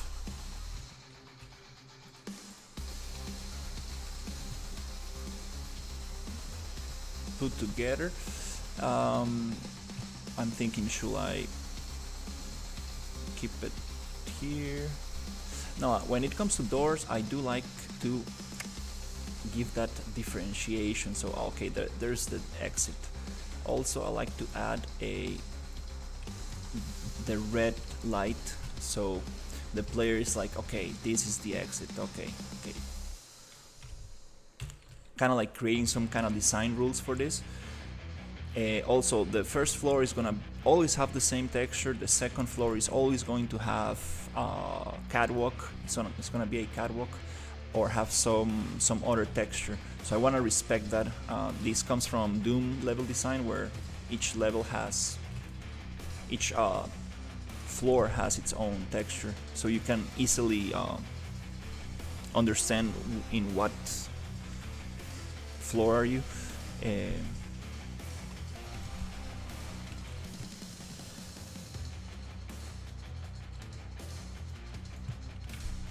Let's bring that back up. And this is not traversable, so I think I can just add pipes in there. Okay, cool. Now it's time to... Okay, let's fill in the space a little bit more.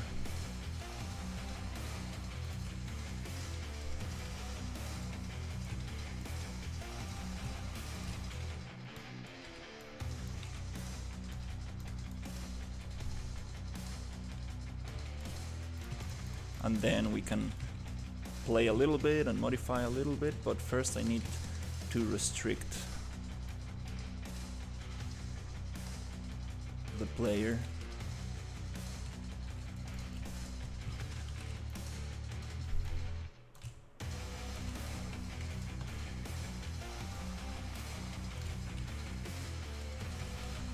Okay, we got this. Goes around here. Here is empty again. Empty again.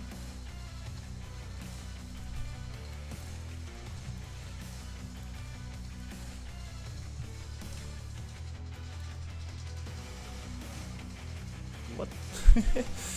Okay.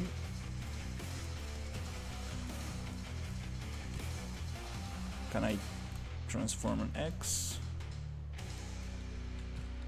And again, we don't really wanna make it symmetrical.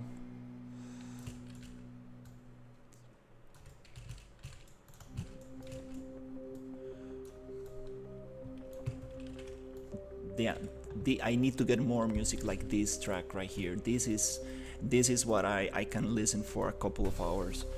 I do want to have some very intense metal for some fights, but I cannot listen that for more than an hour because it's just too much. Yeah, this is the vibe. This is the vibe I want. And also in games, you don't need to have music all the time. That just doesn't make sense. So I need some ambient, like some cool.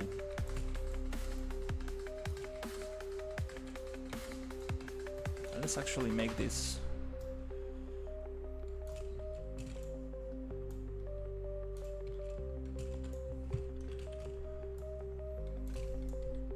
When I'm putting these boxes, I'm just thinking about Metal Gear Solid 2, like the tanker.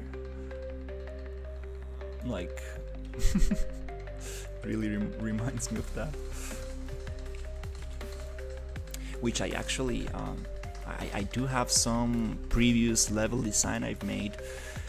Again, like gray boxing stuff that I might take advantage of for this project, to be honest. Definitely gonna modify it, but now that I think about a abandoned kind of like ship in the desert, it's kind of crazy.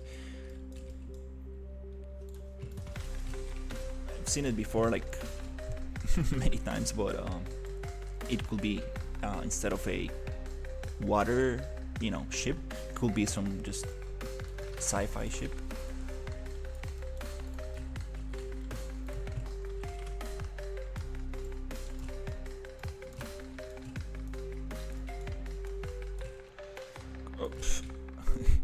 I'm not grabbing things from the pivot, okay.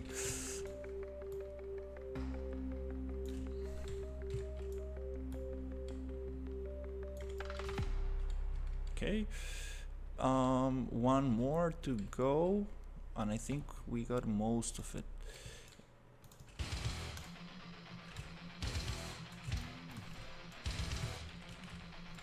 I do like metal, but the one that like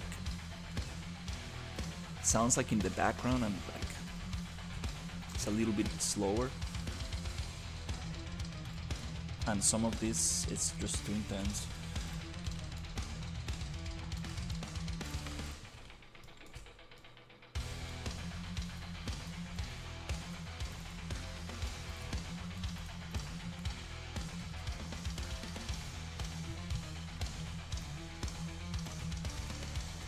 Okay, this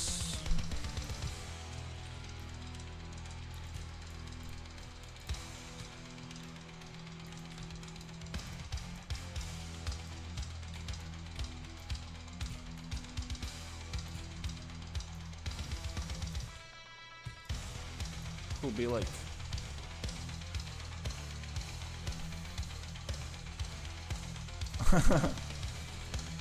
yeah, there are a couple of songs that came out very good. Like all this music comes from Suno AI, and some of them came out very very nice. I have like a couple, like maybe 2 or 3 that are like, this is very good.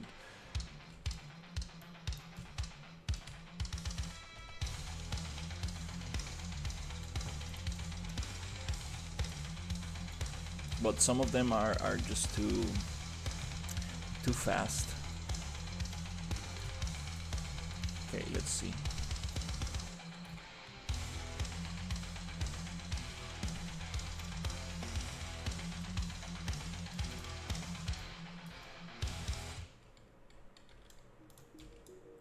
Just doing a lot of zigzag.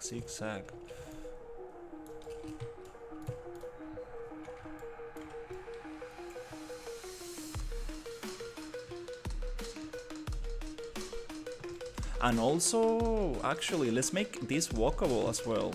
Yeah, can add some. Yeah, this is too much stuff. We need to simplify it. It's too noisy.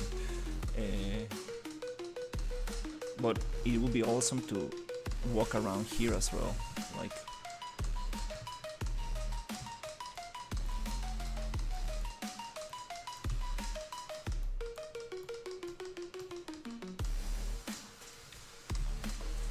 okay, let's see what we got. Okay.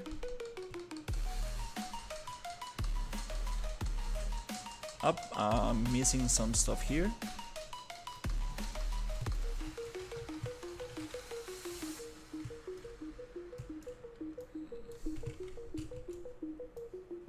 Right there.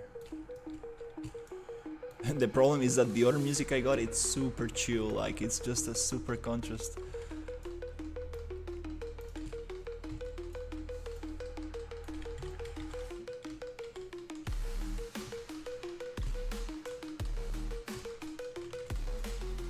Okay,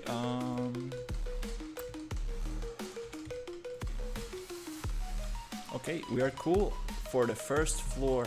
The second floor, we need pipes, a lot of pipes that will block the player view. And in between those pipes, I do like to have a... okay, we're missing some stuff here.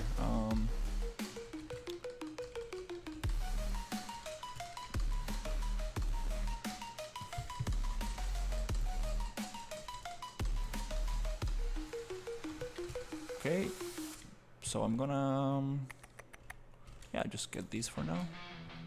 This is the vibe. A little bit slower.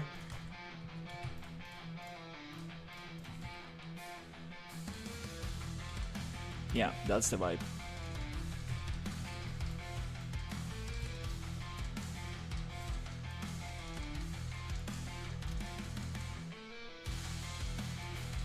Okay.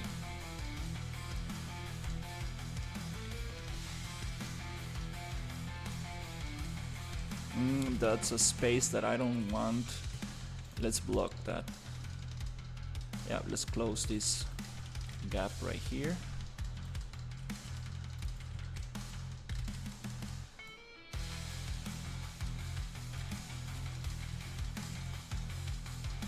With a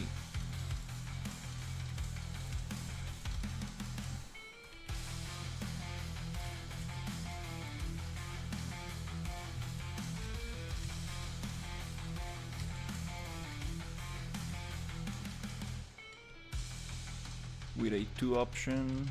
That's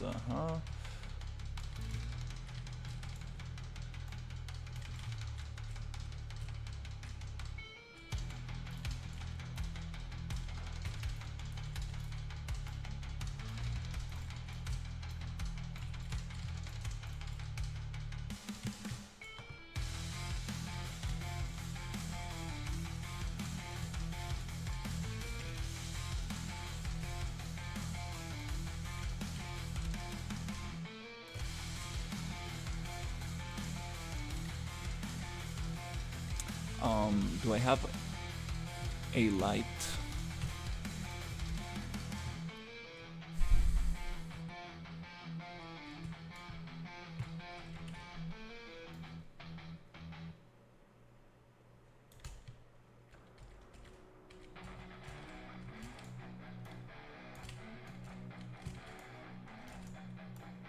Something like this.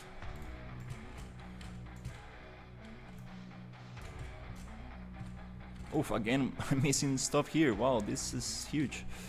Okay,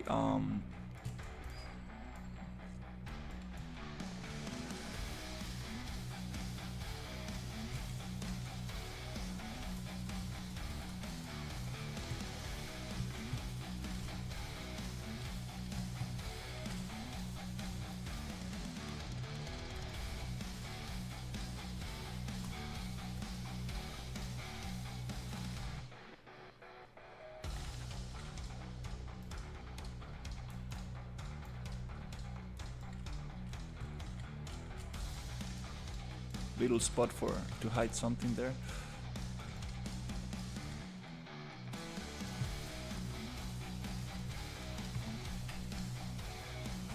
Yeah, this is the vibe. This for some enemy fights that could be nice.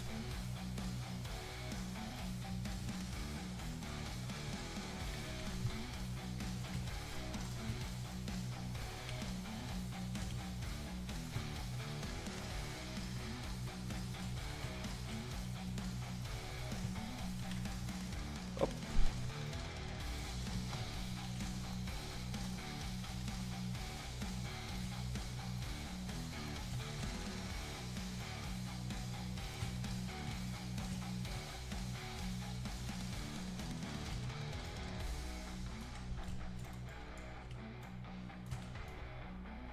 All right. So first floor.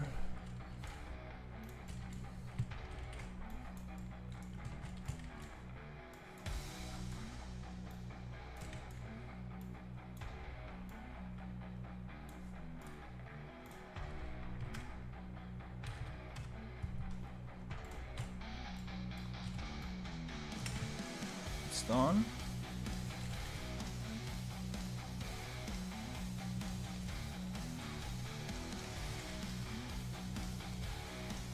Super dark spot right there.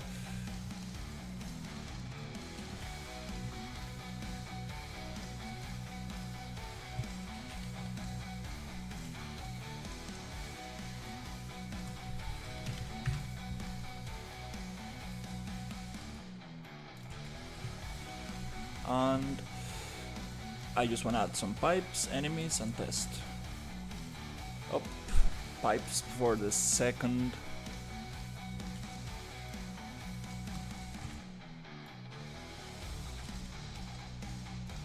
Floor.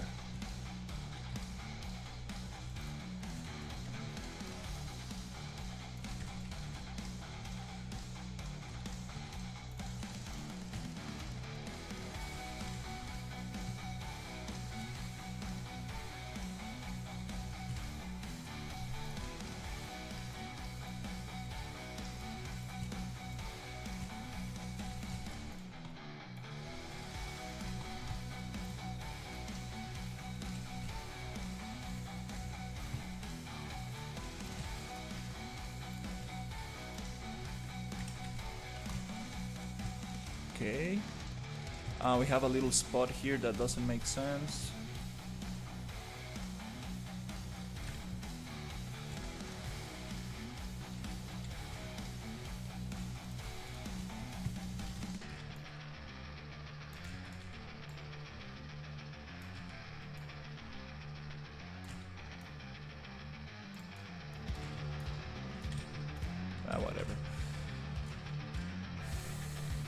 Okay.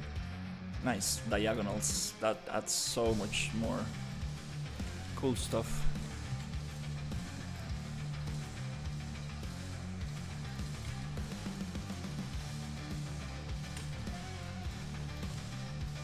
Well, I think player view it's very occluded now. I think.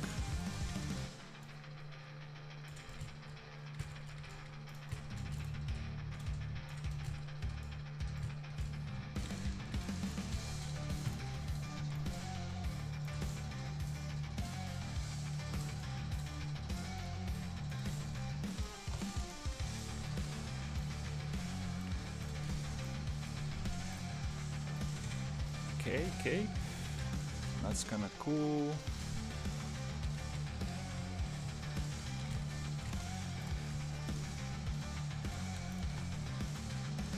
Oops. A little bit taller there. Yeah, let's just...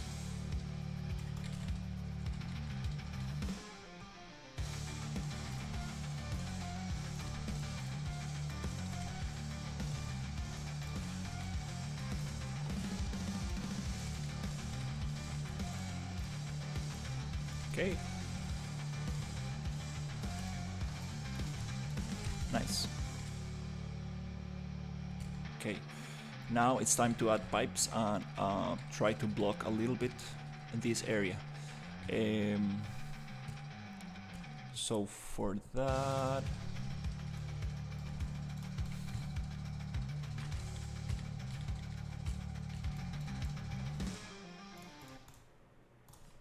Let's get this one.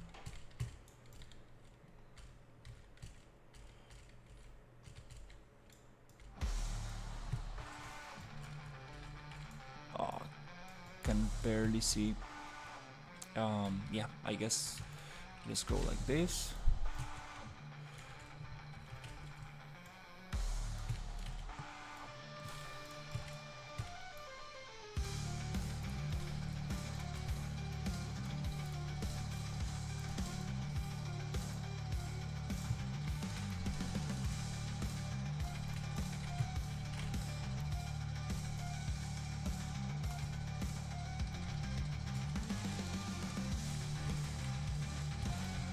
With a little bit more space in between. So if you have an enemy right there, you might have a window to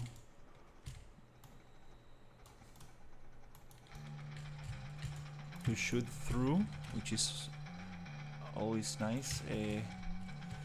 Okay, and here kind of wanna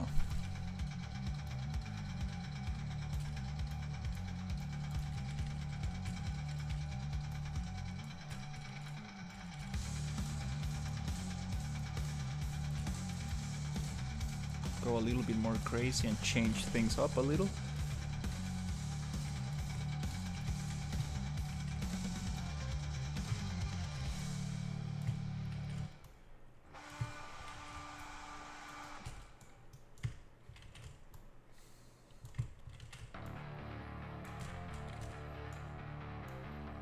Okay.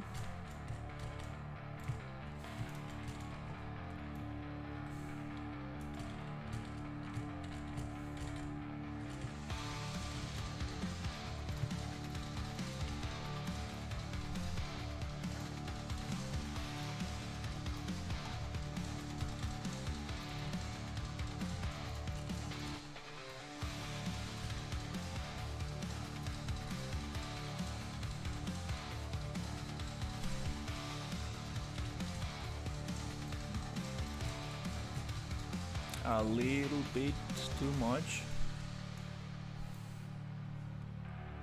Can you actually walk around there? Maybe not.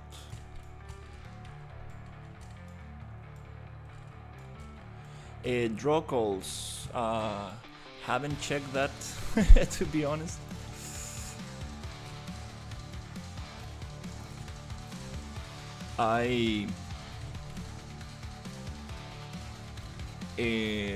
The most important thing for me is loading times. when I hit play and it takes just too much to play, too long to play, that's what really that's my biggest concern. I don't want my project to take forever to play. Um,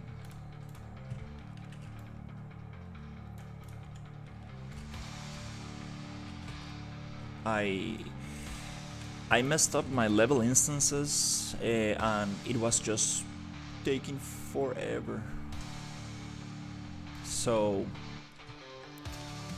in this new version, I've been importing my things, the things I built before, little by little, and it's been way more efficient. But yeah, let's see.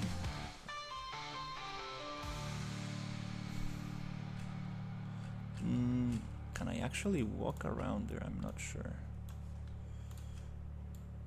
Okay, just gonna add more pipes, but this time horizontal pipes.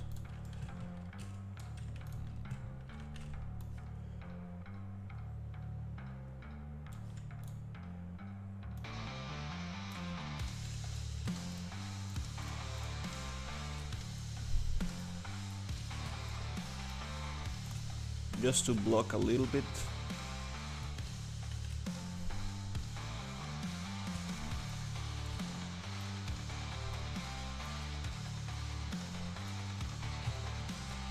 The view in the second floor. Yeah, and I separated the desert environment from the swamp environment into two levels just to make things a little bit easier when it comes to having like weather effects, skyboxes, and all that stuff. I think it's just gonna be way easier.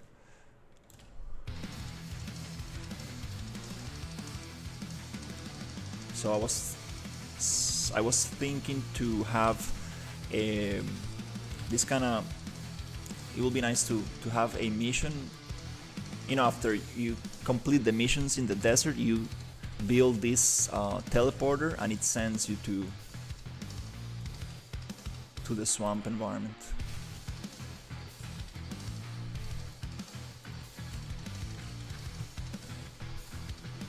And the swamp environment is gonna be way more challenging just because the amount of foliage and all that stuff.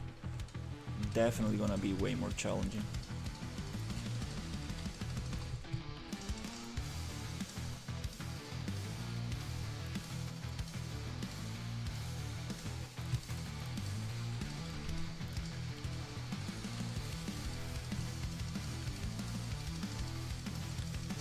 Okay,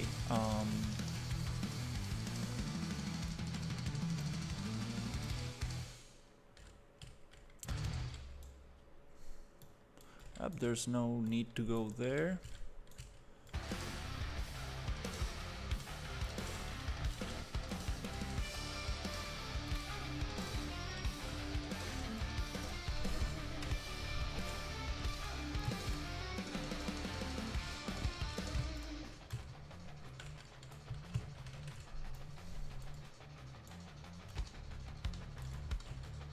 Okay. And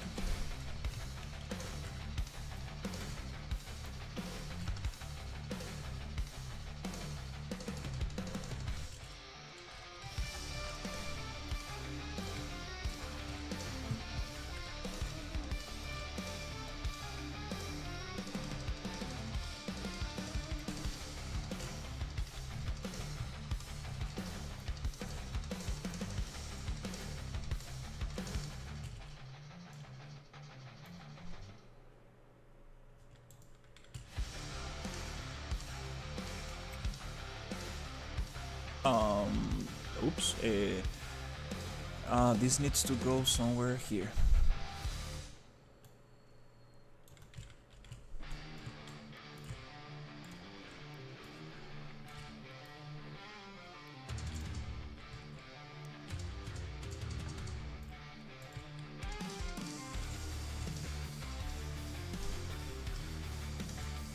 Okay, I see. Somewhere here.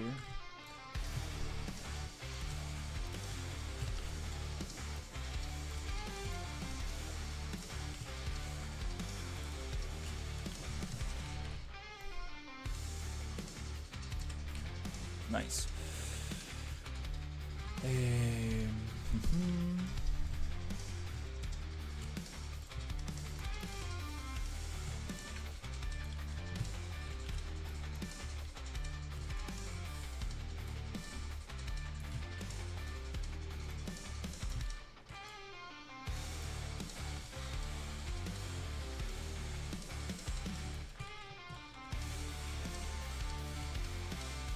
I think we got enough there.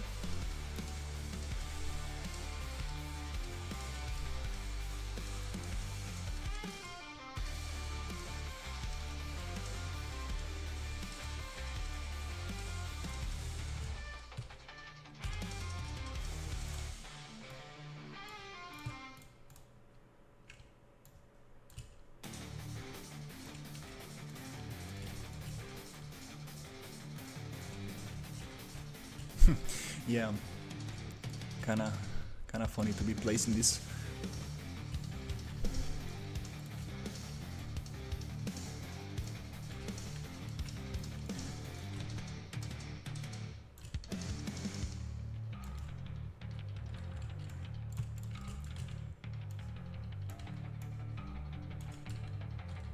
All right, cool. I wanna get the other pipe.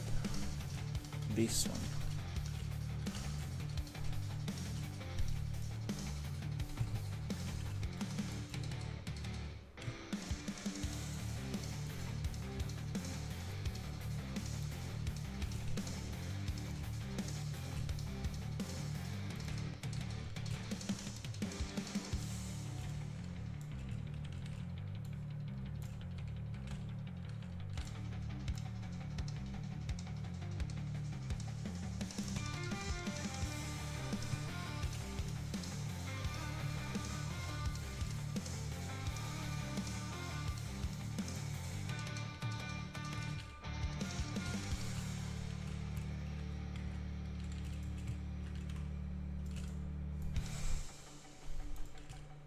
Yeah, I'm not gonna align those pipes now.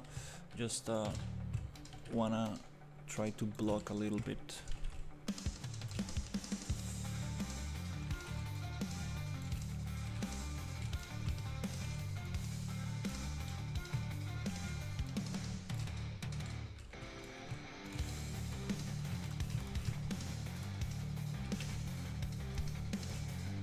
Thinking, what other ways can I block here?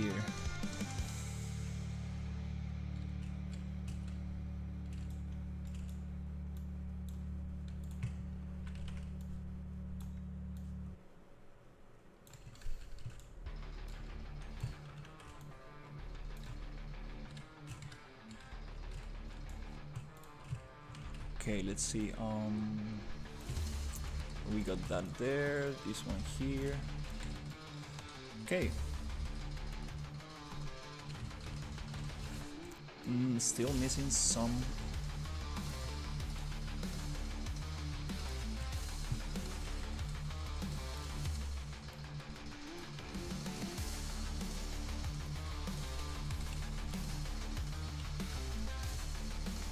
Some stuff here.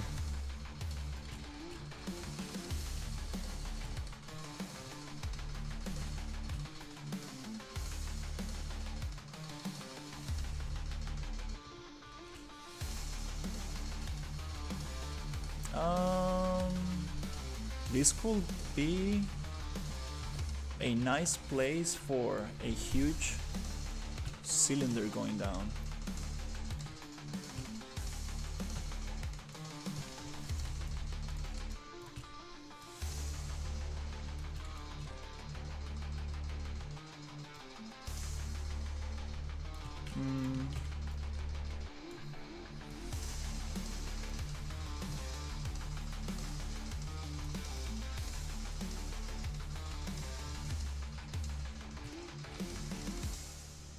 Okay.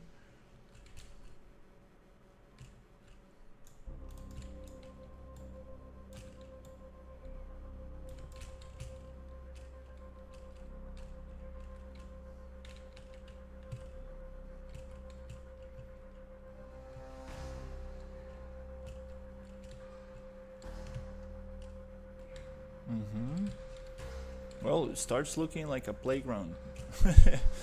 um, Definitely a lot of obstacles.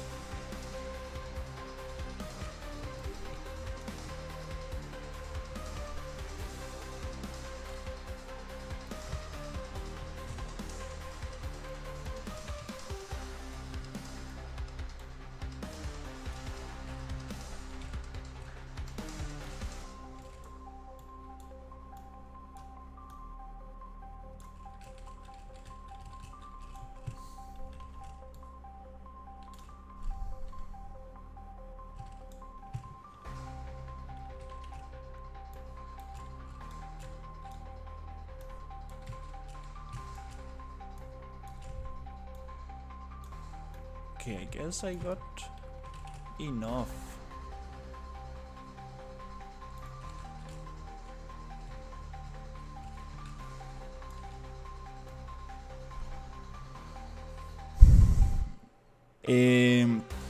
Yeah. Basically.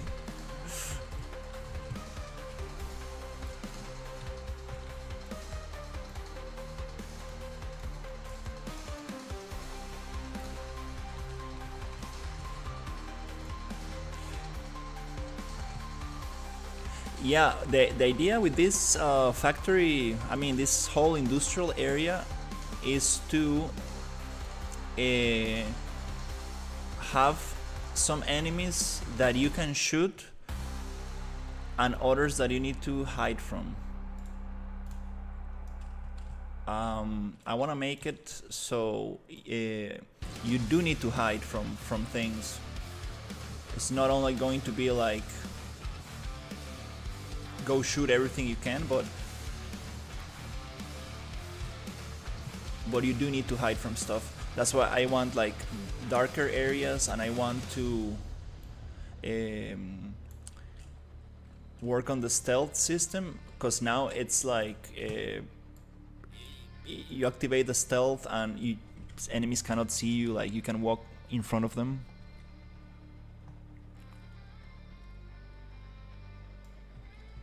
Use a grappler. I don't think.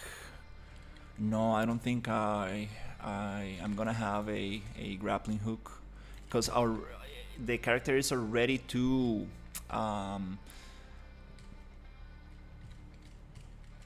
what's the word, like it can like jump too much and dash too much, and like it's adding a grappling hook will be like, it will definitely change the whole level design, unless I make a grappling hook that works just in a specific areas, which I'm like, I think I got enough traversable, I mean enough parkour mechanics to kind of like do something fun. I guess I don't need to have a grappling hook.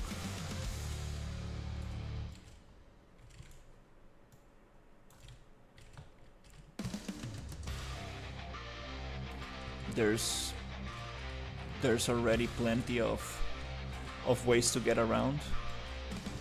All right, well, I think it's, yeah, wow, crazy bunch of stuff right here. That was interesting. 2 hours and 30 minutes. Okay.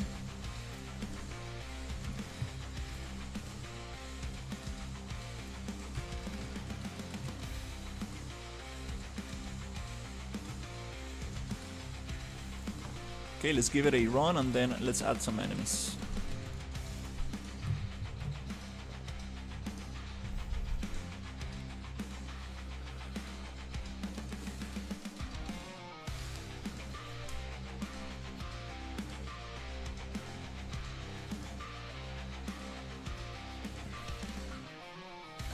That's a big area, to be honest.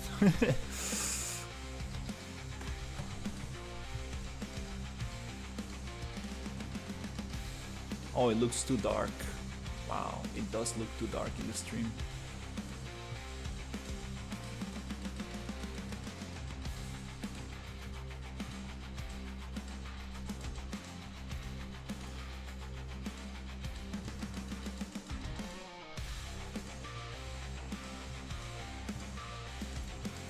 Let me see if I can adjust that just by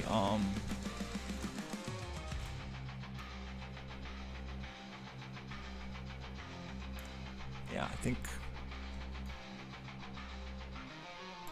that looks a little better in the other monitor. Oh wow, minus, that's good, yeah, for now.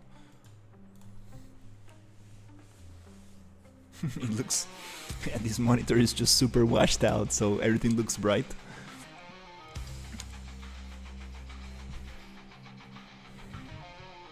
It's a super old monitor. I don't know why I keep using this one.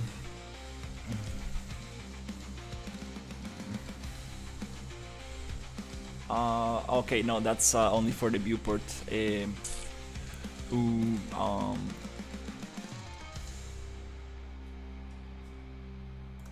so I guess I need to just add a super quick post process of volume.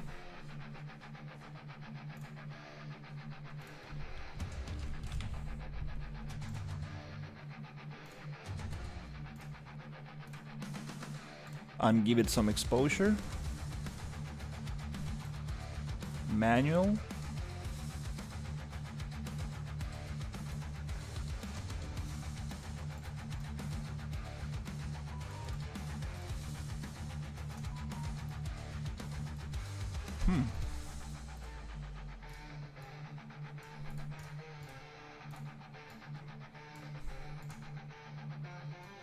Oh, what happened?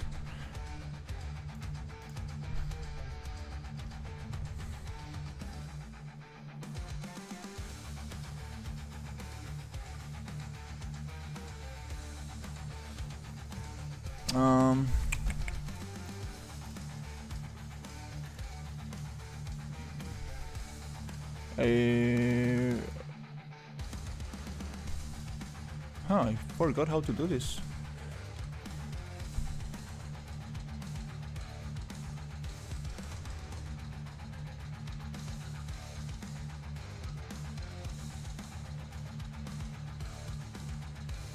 That will be very cool. I like that, like pulling enemies towards you. I do like that. I made it on bound. Usually that's the first thing I do, like go to infinite on bound.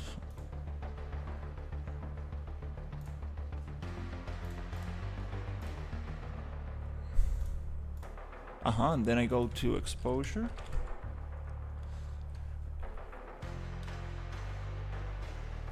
We might have other things that are overriding this.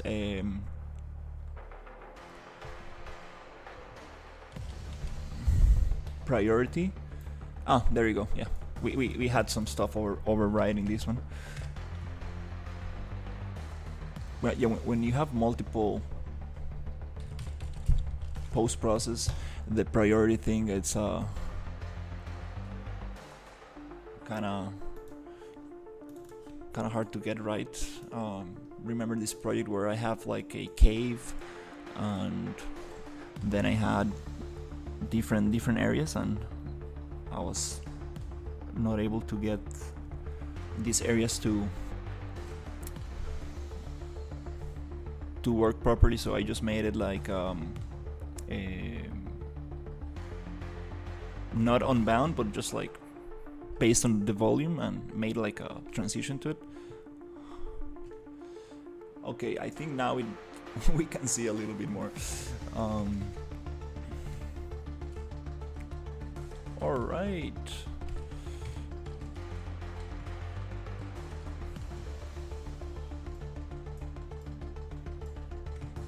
Oh, that's we need to block that because it gives the idea that you can actually walk there, but not really.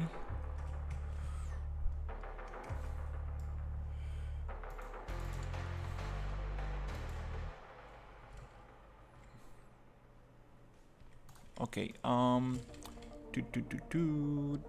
yeah, let's add some enemies. Okay, well, that's too much.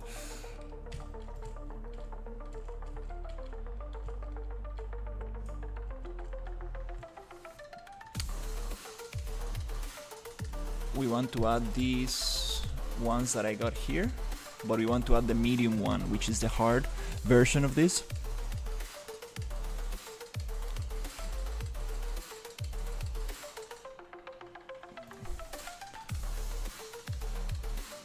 We could add these ones. These are robot ones. These ones are not optimized. I was learning how to do the skins and I messed up a little bit, so these are a little bit heavy.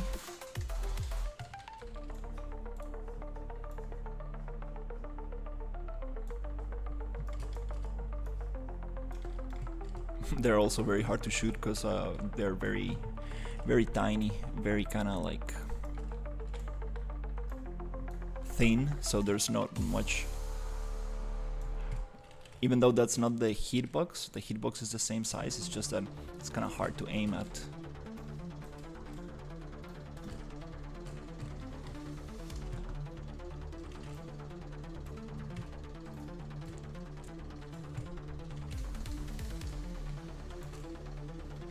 Oh, crap.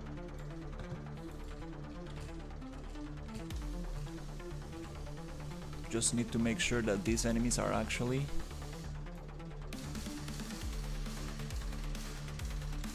placed somewhere and not inside any box or something.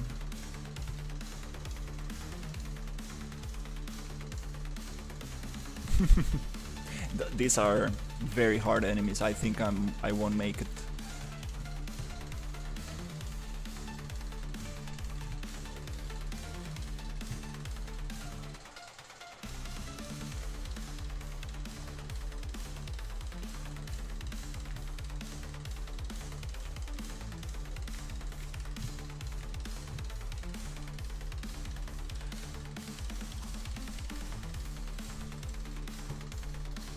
It would be nice to have. We need to add the nav mesh and the patrol thing so they can actually walk around. If we don't add the patrol blueprint, they just walk to the corner of the nav mesh, which is very fun.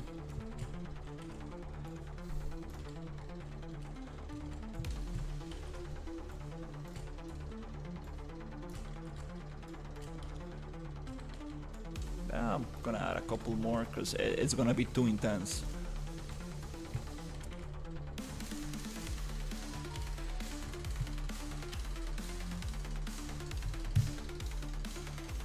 Oh, my friend is coming pretty soon. Let's see if we can get this. Make a little test before.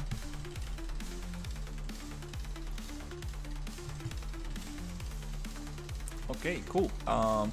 Do we have a nav mesh here? No, we don't. So we need to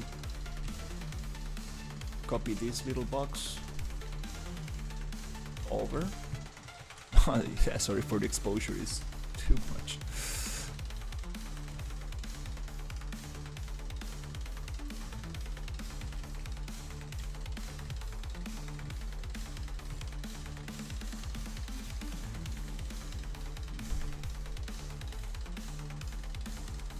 I guess that covers the area.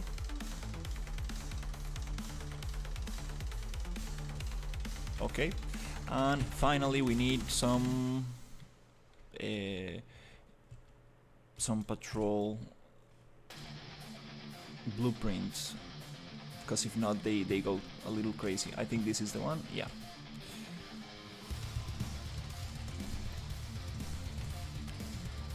Yeah, I'm gonna make it very simple, just gonna add 4 of them.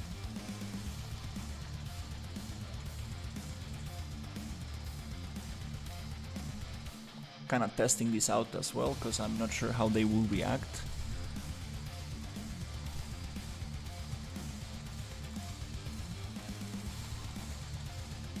If actually it goes, I'm not sure how this works, if it goes through the other meshes, but I want them to go through here. This is the most important thing, the little routes they're going to take. This will require a lot of testing on logic. I mean, yeah, just testing on.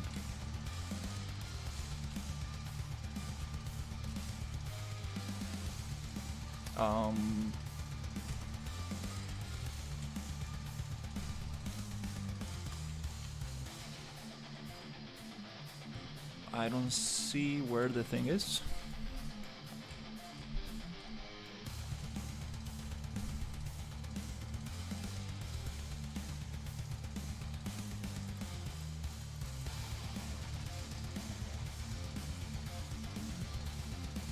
Oh, okay, well.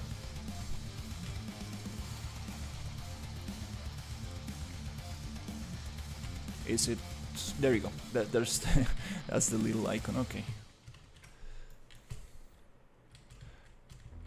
I'm just gonna add another one here. Another one here. And let's add 2 more.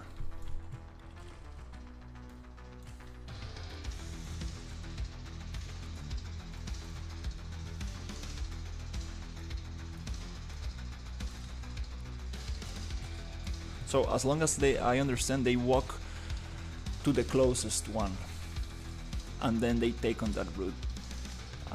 So yeah, I'm not sure if it goes through a wall, might cause issues. I think it's just going to get stuck in there. So I actually need to go and make it so it goes around the obstacles. But anyways.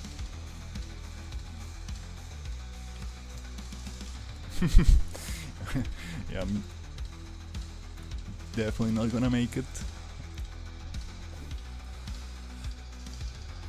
Let's see.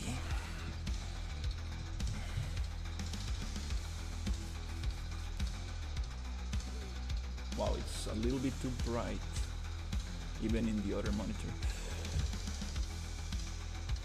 Oof, yeah, it's taking too long to load. I think that's those enemies are going to lag a little bit,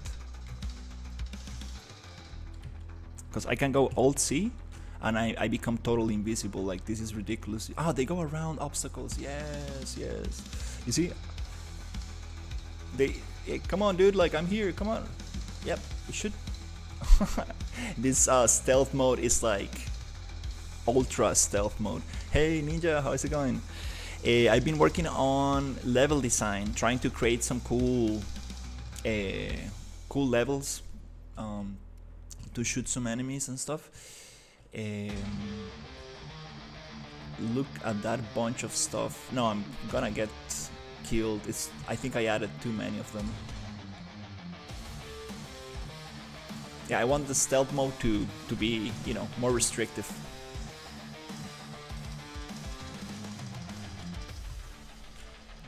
I think I need to use a lot of grenades.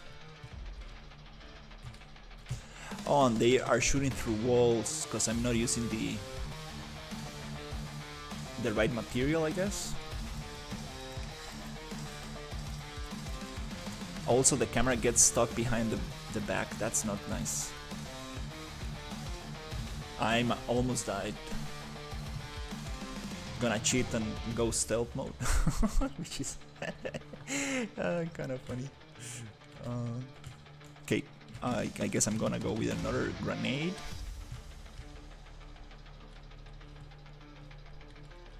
Also, there are cameras and stuff that will detect me, and there's an alarm. Oh, I can throw grenades in stealth mode? That's... Oh, Jesus, okay.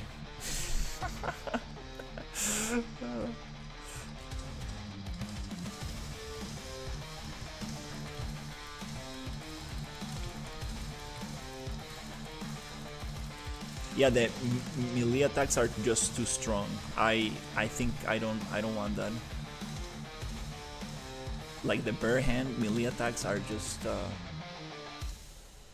too much. I wanna make it so you can do melee attacks but with some kind of weapon, but just bare hand just doesn't really make sense.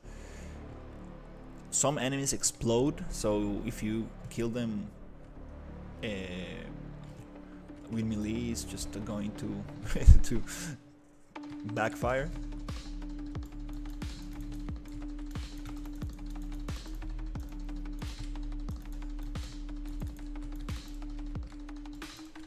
Oh, let's test the other floor.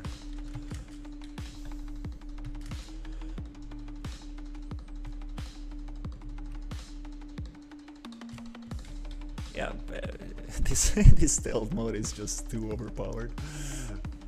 Oh, that's too many. I wanna get them a grenade. Oh. For some reason, sometimes the grenade kinda like bugs out. I think so.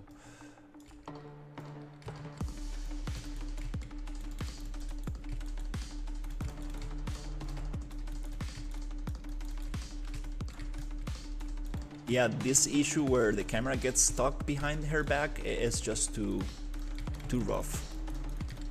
That's very annoying. That's probably the first thing I wanna change. I'm a 3D generalist. I work making 3D renders for vehicles, and this is just a passion project.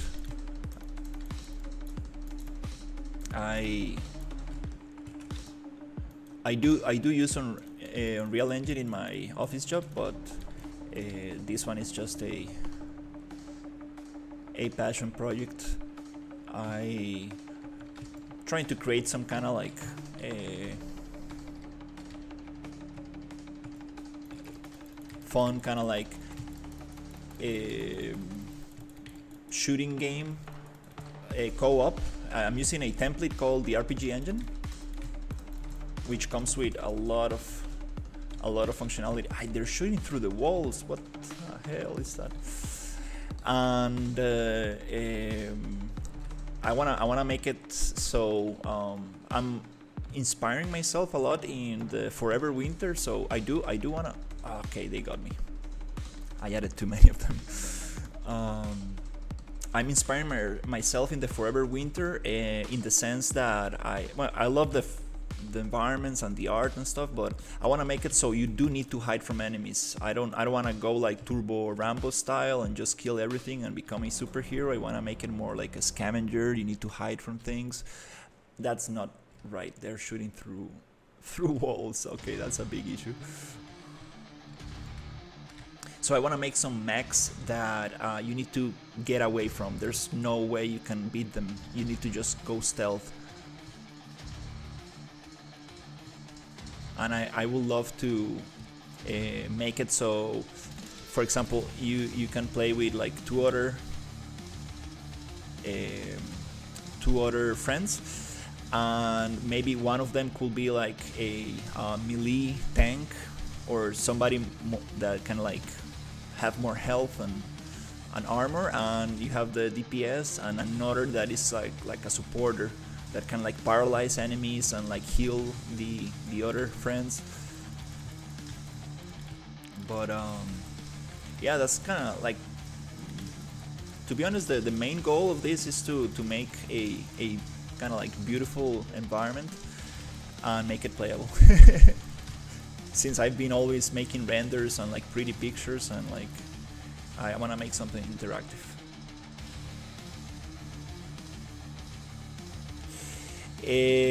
I basically just started using it by watching tutorials. I got this job a while ago making 3D environments for a green screen during COVID. I got hired in this small, let's say like in this small office, and they were doing a lot of live streams and a lot of like stuff like that, and they needed like digital backgrounds. So that's how I got into Unreal. They told me, hey, do you know how to use Unreal? We need to create some cool backgrounds and stuff, and that's how I first started. Basically I learned Unreal in the job. Like I was just looking at tutorials and trying to figure out stuff. I was doing very basic stuff like modifying pre-made environments. They were like, hey, can you change the lighting here? Can you change this prop? Can you make it look like this? Can you change the materials on that and this? And that's how I started. Then I finished university and I got an internship. Oh, okay, I think my friend came. Eso, David, por allá.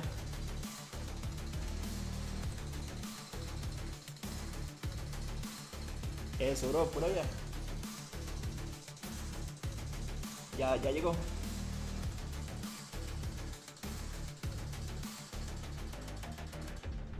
Voy, ya. Ya le doy el número de casa. I will be right back.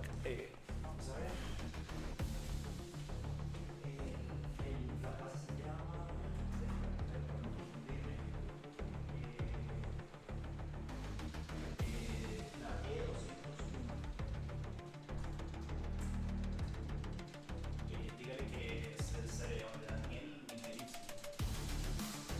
Yo le di su nombre y se lo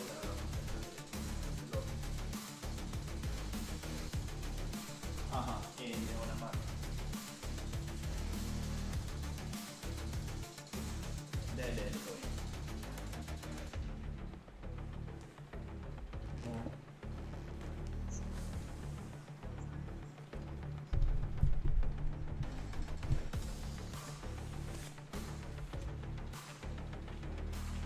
qué raro, no me acuerdo también.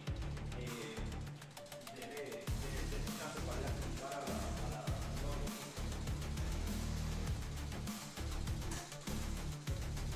llegue, ¿no?